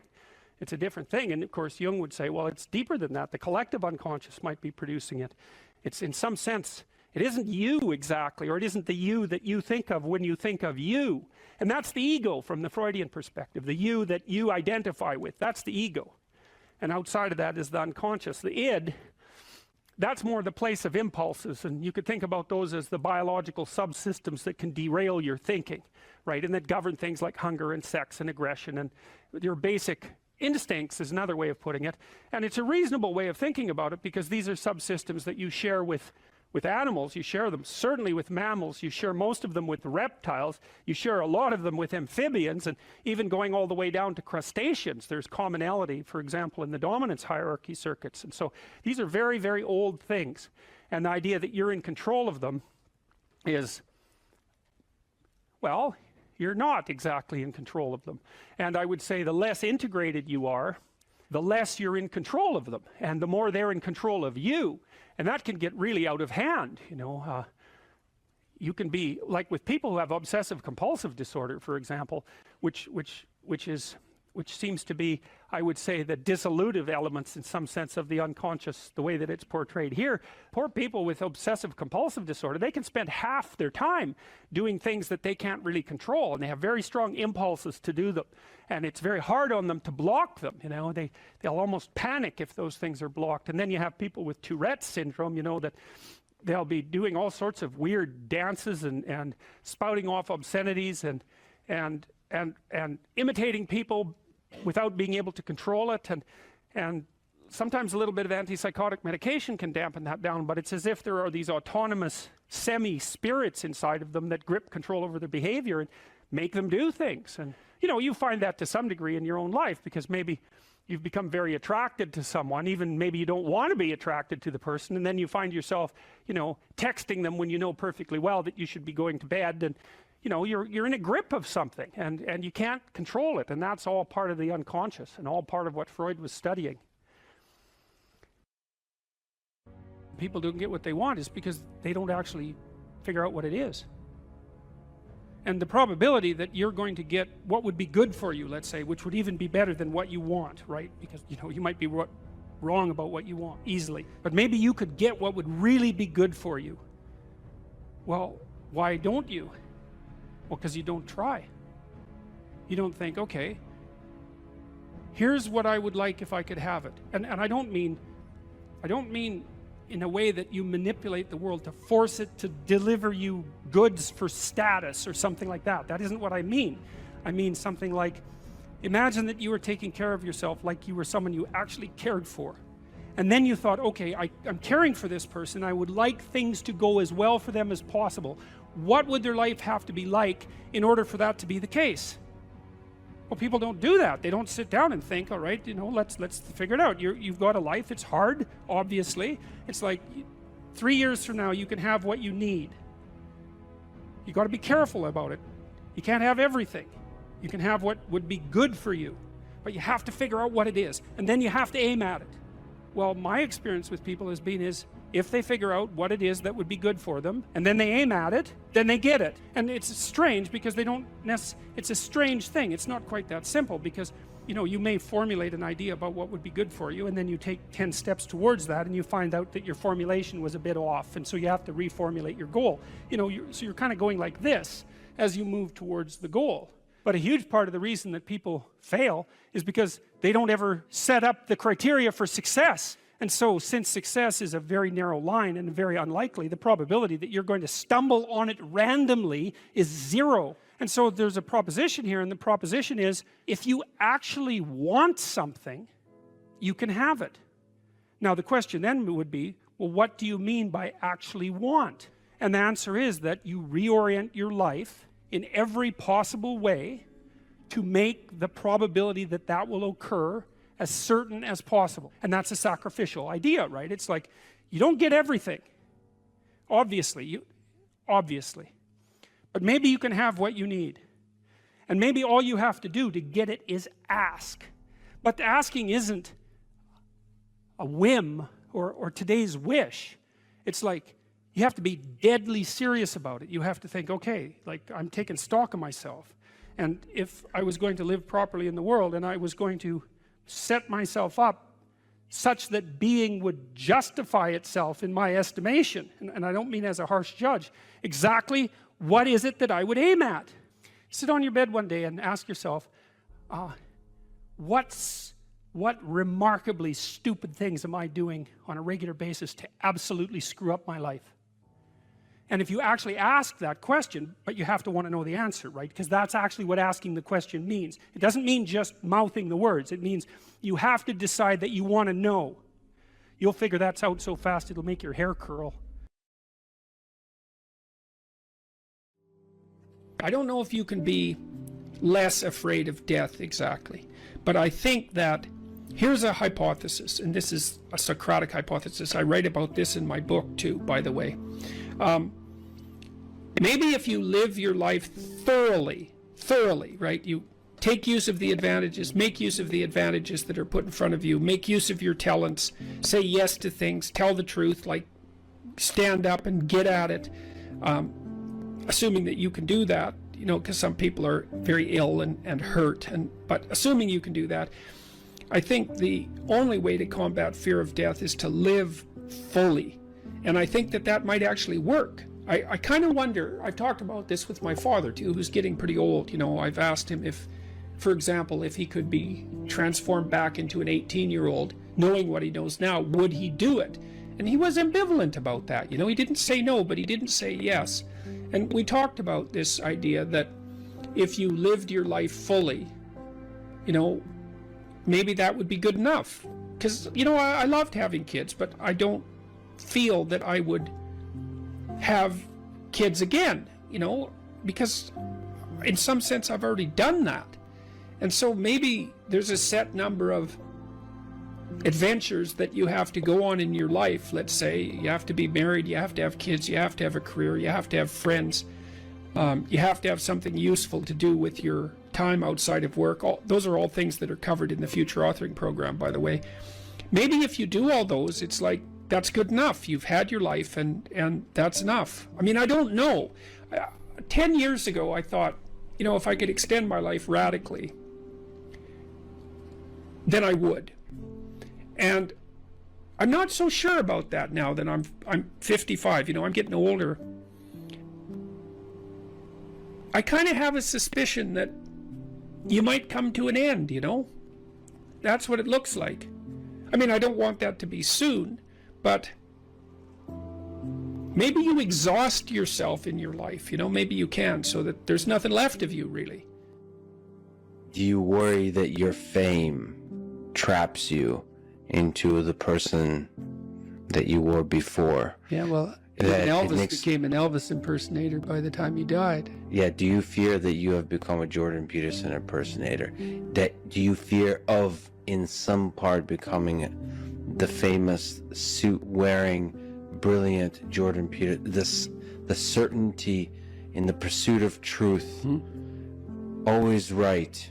I think I worry about it more than anything else. I hope I do. I better. Has fame, to some degree, when you look at yourself in the mirror, in the quiet of your mind, has it corrupted you? No doubt, in some regard. I mean, it's a very difficult thing to avoid, you know, because things change around you. People are much more likely to do what you ask, for example, right? And so that's a danger, because one of the things that keeps you dying properly is that people push back against you optimally. This is why so many celebrities spiral out of control, especially the tyrannical types that, say, run countries. Everyone around them stops saying, yeah, you're deviating a little bit there. They laugh at all their jokes. They open all their doors. They always want something from them. The red carpet's always rolled out. It's like, well, you think, wouldn't that be lovely? It's, well, not if the red carpet is rolled out to you while you're on your way to perdition. That's not a good deal. You just get there more efficiently. And so one of the things that I've tried to learn to manage is to have people around me all the time who are critics, who are saying, yeah, I could have done that better, and you're a little too harsh there, and you're alienating people unnecessarily there, and you should have done some more background work there. And I think the responsibility attendant upon that increases as your influence increases. And as your influence increases, then that becomes a lot of responsibility. You know, and then maybe you have an off day. And, well, here's an example. I've been writing some columns lately about things that perturb me, like the forthcoming famine, for example. And it's hard to take those problems on. It's difficult to take those problems on in a serious manner, and it's frightening. And it would be easier just to go up to the cottage with my wife and go out on the lake and watch the sunset. And so I'm tempted to draw on anger as a motivating energy to help me overcome the resistance to doing this.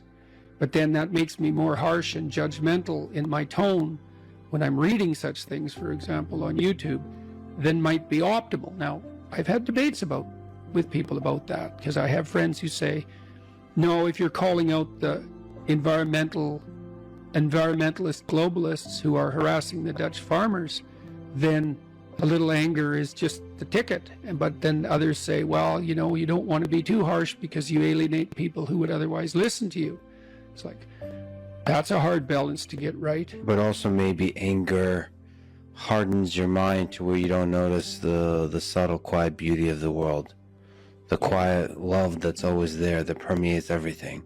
Sometimes right. You can become deeply cynical about the world if it's the Nietzsche thing. Yeah. Battle not with monsters, lest ye become a monster. Yeah. And if you gaze into the abyss gazes also into you. Right. But I would say Bring it on. Right? Because that's why I also say, knowing that he's absolutely right, but if you gaze into the abyss long enough, you see the light, not the darkness. Are you sure about that? I'm betting my life on it. Yeah, that's a heck of a bet.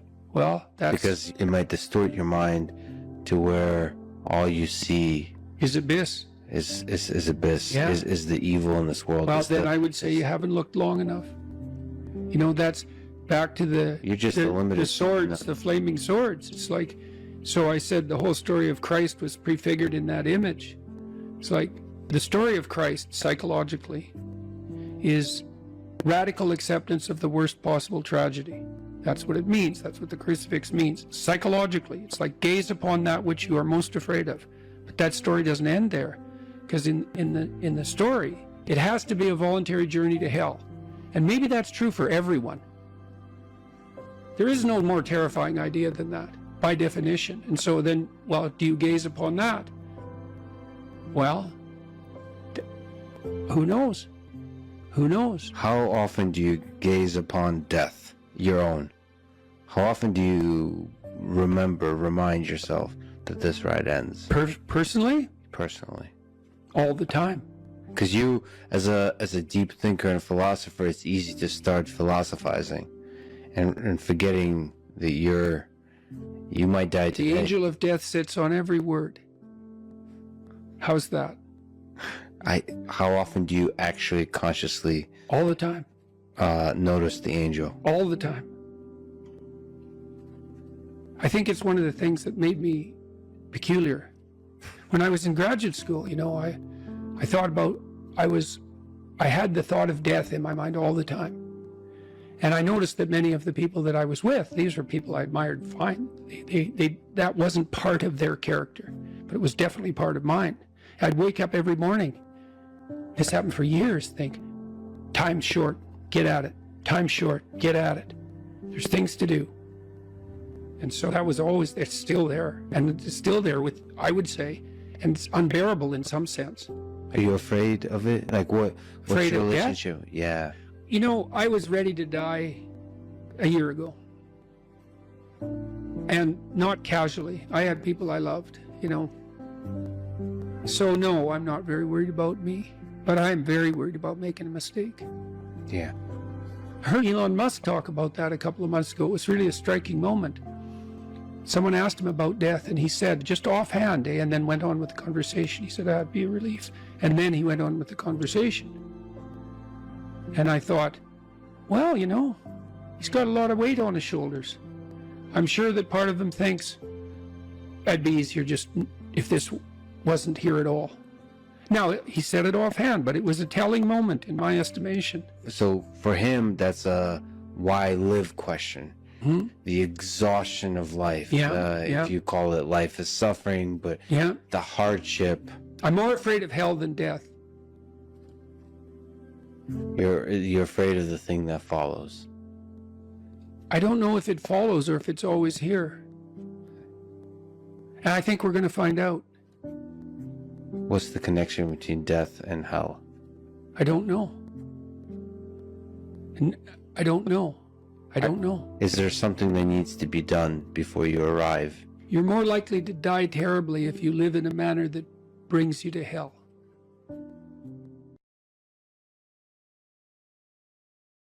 It took me a long time to understand what sacrifice meant. Because on the surface of it, especially the way it's acted out, like burnt offerings and that sort of thing, it just seems like, well, it seems so archaic and distant from us that it's not really comprehensible. But partly from reading Jean Piaget, and Nietzsche for that matter, I started to understand that people often acted out conceptions before they understood what they meant. You know, and we act out a lot of things we don't understand because we're much more complex than we can represent. So we're always acting out things we don't understand. But so there's this idea in Cain and Abel that you have to make sacrifices in order to stay on the good side of God. And so I thought about that practically, say, not so much metaphysically, but practically, and realized that that was equivalent to the discovery of time, of the future. Because we do we do act, and this is a peculiar discovery of human beings, and maybe a consequence of our expanded intelligence, is that we're actually aware of the future. And we actually treat the future as if it's something that you can bargain with.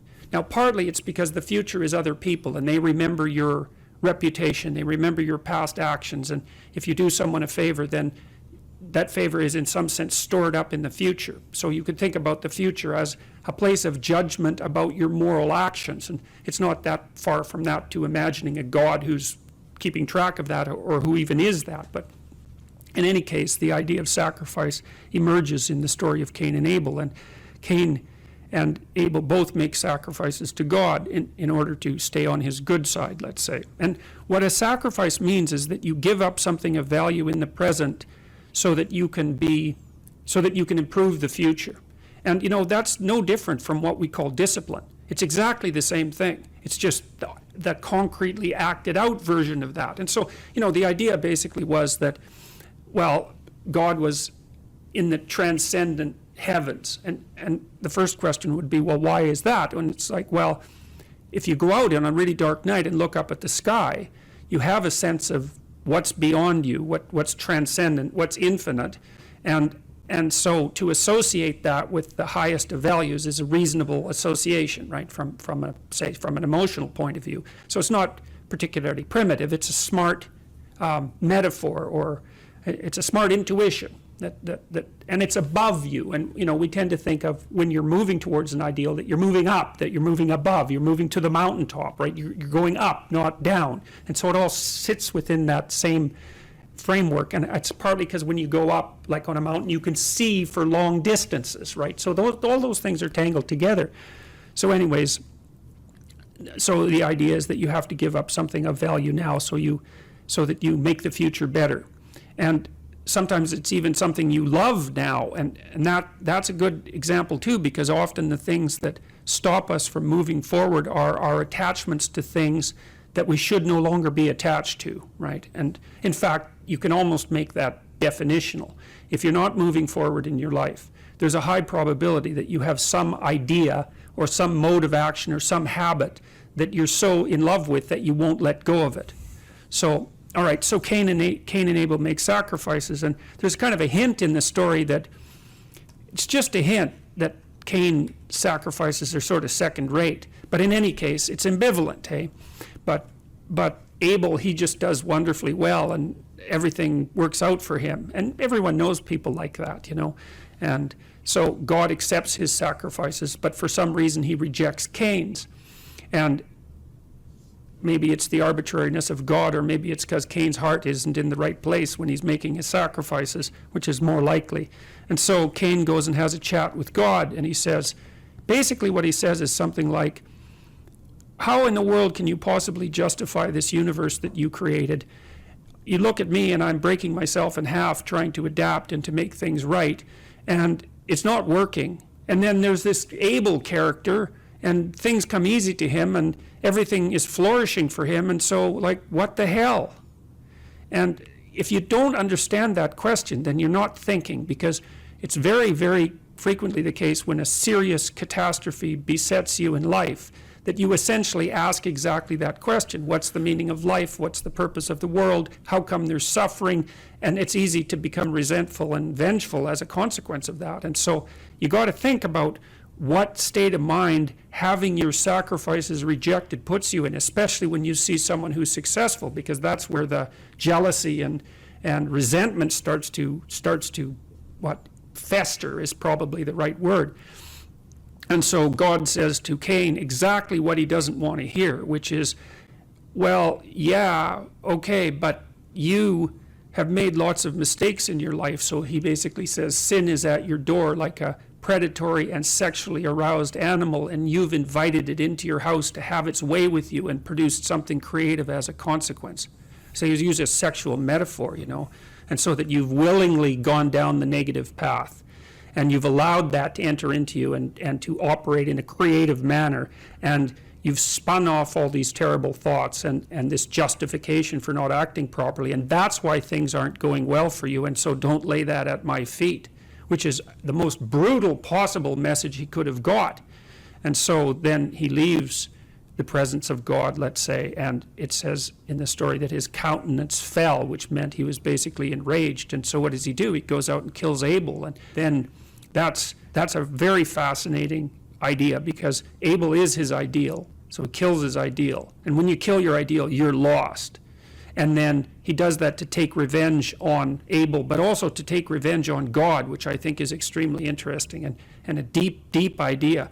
Like these kids who shoot up high schools, for example, you cannot understand what they're doing unless you understand the story of Cain and Abel. You cannot understand what possesses them until you can understand that someone, even someone who doesn't believe, it doesn't matter, it's the psychological state of mind that matters, is they're out for revenge on being itself. And that's why they produce as much mayhem as possible in the shortest period of time.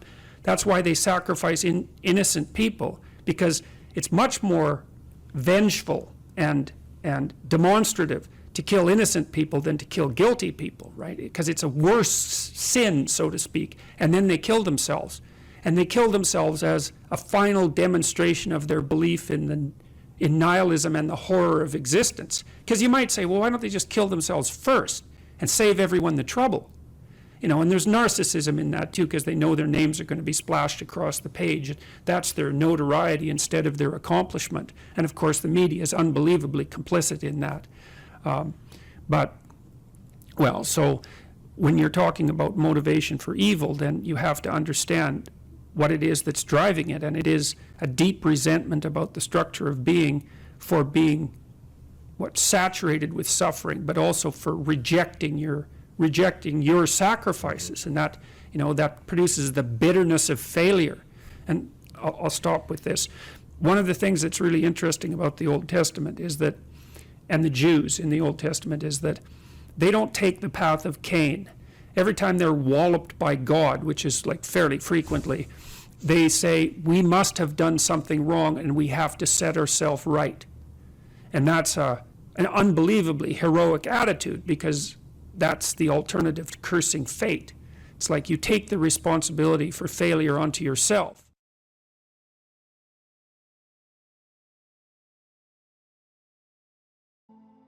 Any advice for students here? Yeah, read great books. Mm-hmm. Really, man. You've got this 4-year period that has been carved out of your lives by society. It's given you an identity, like a high-quality identity, and freedom at the same time. And you're not going to get that again in your life. You've got a respectable identity, university student, and complete freedom associated with that, or as near as you're ever going to get. And you've got these unbelievable libraries that are full of the writings of people who are intelligent and articulate beyond comprehension. And you know, and you can go there and you can learn all this. And you might think, well, why should you learn it? Well, you learn it to get a job, or you learn it to get good grades, or you learn it to get a degree, and that's all nonsense. It's nonsense. The reason that you come to university to be educated is because there is nothing more powerful than someone who is articulate and who can think and speak. It's power, and I mean power of the best sort. It's authority and influence and respectability and competence. And so you come to university to craft your highest skill, and your highest skill is to be found in articulated speech. And if you're a master at formulating your arguments, you win everything. And better than that, when you win everything, everyone around you wins too. Because to transform yourself into, let's consider your transformation to something approximating the logos, it means you shine a light on the whole world. Well, there's nothing more exciting to do than that. There's nothing better you can possibly do. And to think that you're coming to university to be, you know, trained to have a job, it's like, great, that's a hell of a lot better than being unemployed and covered with Cheeto dust while you're snacking away in front of your video game in the basement. But it's not and I don't have anything against video games, by the way, but it's hardly a triumphant call to being in the world, and that's what university should be calling forth. It's like, God, you people, I know what Harvard students are like. I taught here for 5 years. You people are spectacular. You're spectacular. You're all capable of being world beaters. You transform yourself into something that's articulated and sensible and grounded in history and knowledgeable and wise, man. You can do anything you want, and hopefully anything you want for good. Because if you have any sense, everything you want to do would be for the good, because there's nothing more compelling or meaningful or useful in combating the tragedy of life than to than to struggle with all your soul on behalf of the good. And the universities have forgotten that. It's why everyone's bailing out of the humanities, and they should. The humanities are corrupt. And they're corrupt because they're not telling students this. It's so bloody obvious. It's like, learn to think, learn to speak, learn to read. It makes you a superpower, an individual superpower. I don't understand why that isn't just told to students. It's not that hard to understand, and everyone wants to hear it. It's like, really? I could do that? I could do that? It's like, yeah, really, you could do that. And the whole society around you has labored for really thousands of years to provide every single one of you with this spectacular opportunity that you have while you're undergraduates and graduate students here, man. Everyone's just praying that you would come here and manifest everything that you could manifest. And that's what you should be doing, instead of waving placards and complaining about how you're oppressed, for God's sake. You see these Yale students complaining about their oppression. It just leaves me aghast. It's like, well, we're against the ruling class. It's like, no, you're baby ruling class members. You're young.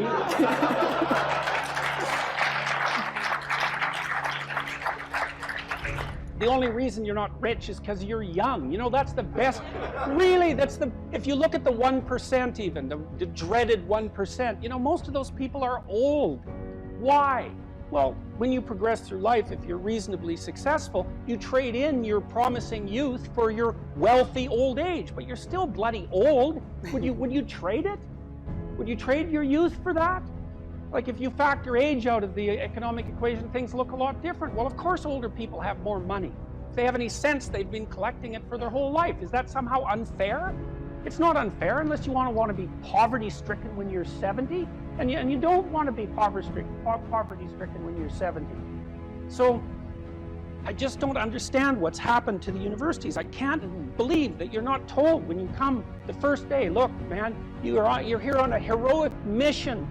You're going to take your capacity to articulate yourself to levels that are undreamed of. You're going to come out of here unstoppable. You're going to be able to do anything you want. It's like, that's what you're here for. Instead, you're taught that, well, you know, the world's a pretty oppressive place, and you're probably the bottom of the victim pile, and there's virtually nothing you can do about it except, you know, deconstruct the patriarchy. And it's so weak-kneed and so pathetic that universities should be embarrassed that that's what they're peddling to students. I'm embarrassed by it. You know, I've gone on public record telling parents, bloody well send your boys to trade school, because at least they'll learn something useful.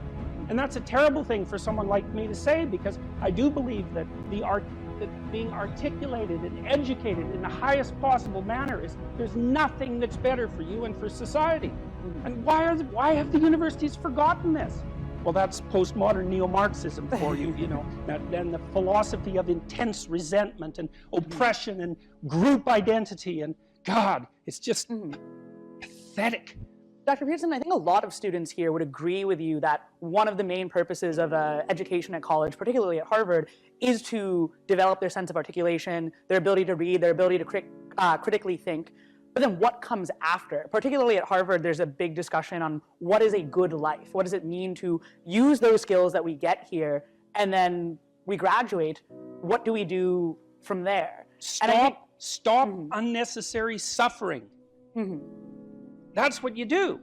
You know, that's your calling. It's like you say, well, what do you do after you graduate? Well, if you graduate articulated and powerful, there will be people giving you so many opportunities you won't even be able to keep up with them. You know, I've worked with very, very competent people in many different domains in my life, hyper-competent people. And I can tell you some very interesting things about hyper-competent people.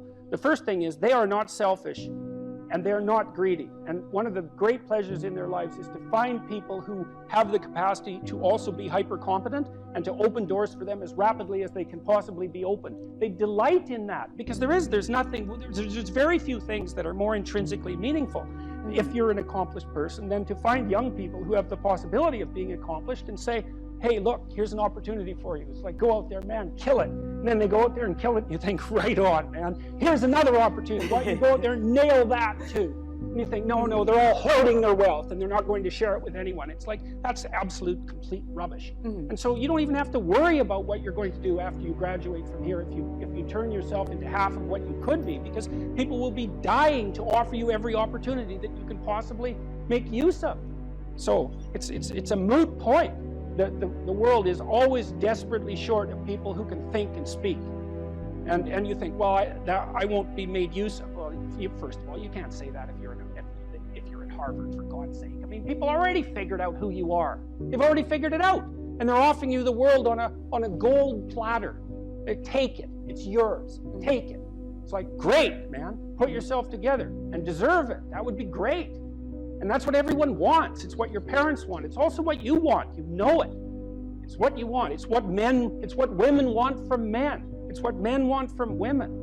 It's like for you to be who you could be. And the highest faculty of the human being is articulated speech.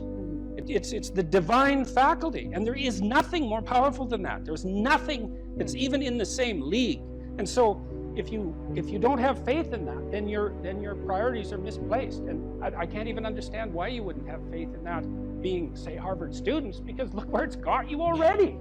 You know, you're already sitting on top of the world. So deserve it, make use of it, right? Go out there and fix things up. That's what you need to do. There's lots of things that need to be fixed up. And what you want to do is burden yourself with so much responsibility that you can barely stand. And then you'll get stronger trying to lift it up. And you won't be asking, what should I be doing with my life? Or what's the meaning of life? Or any of that. It'll be self-evident. It's self-evident. At minimum, you can say, there's more suffering in the world than there should be. And I could probably do something about that. And you can do something about that. So go do something about it. And then there'll be less suffering in the world. And then when you're 80, you can look back on your life and say, well, you know, there's less suffering in the world than there would have been had I not existed. And you don't have to even have a sense of ultimate destiny or even any sort of theistic belief to regard that as a positive good. Like, I think it goes beyond the mere pragmatic utility of addressing the world's ills, because I think we do live in a world that has a transcendent reality as well as the reality that we can detect. But even independently of that, it doesn't matter. It's like, I mean, this is part of the reason I like people like Bill Gates is a great example, man. That guy he's after 5 major diseases at the same time, right? He's trying to wipe out polio. He's trying to wipe out malaria. Yeah, exactly. He's trying to wipe out malaria. It's like, well, what should you do with your life? Well, you know, take a look at Bill Gates and see if you could do something like that. That would be good.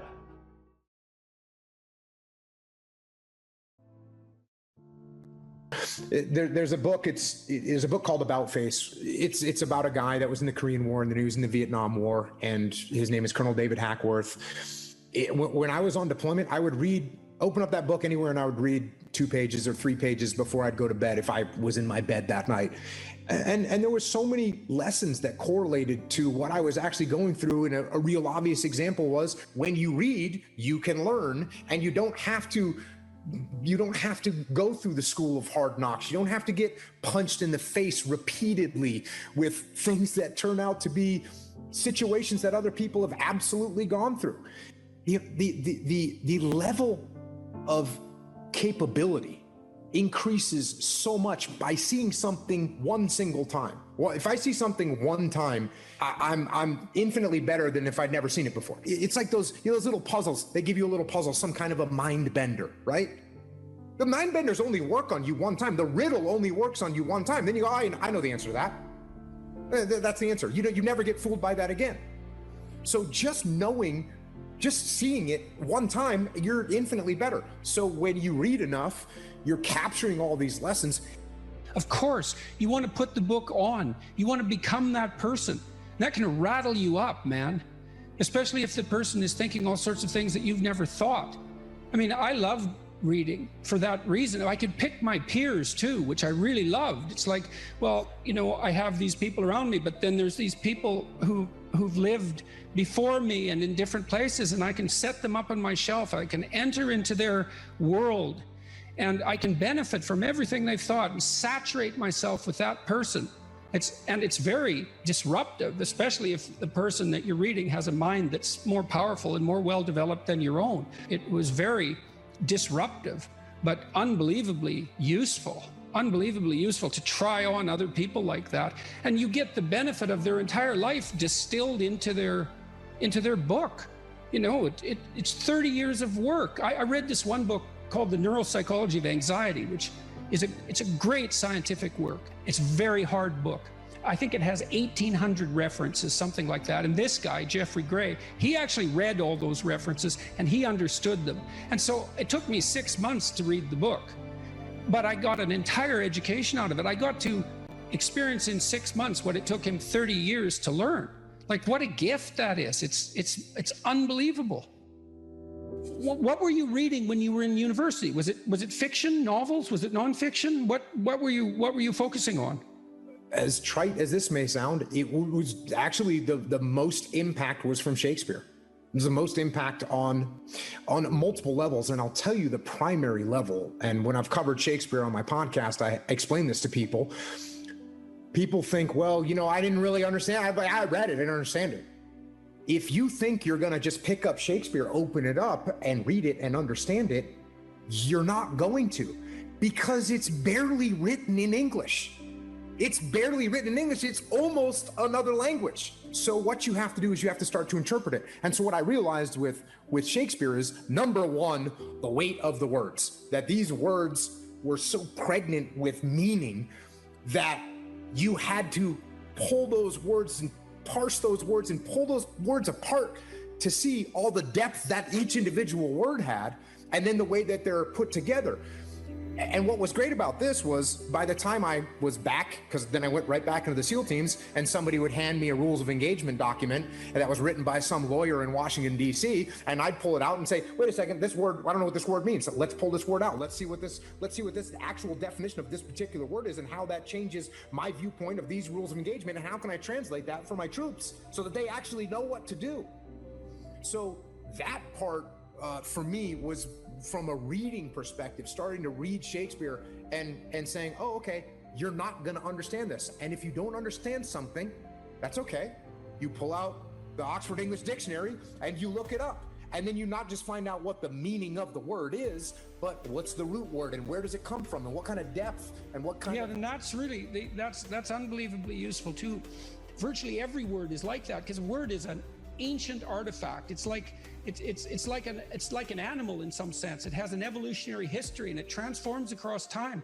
And each word it carries the echoes of its past with it too, because each word attracts other words in a particular unique way. So it kind of lives in a word ecosystem as well.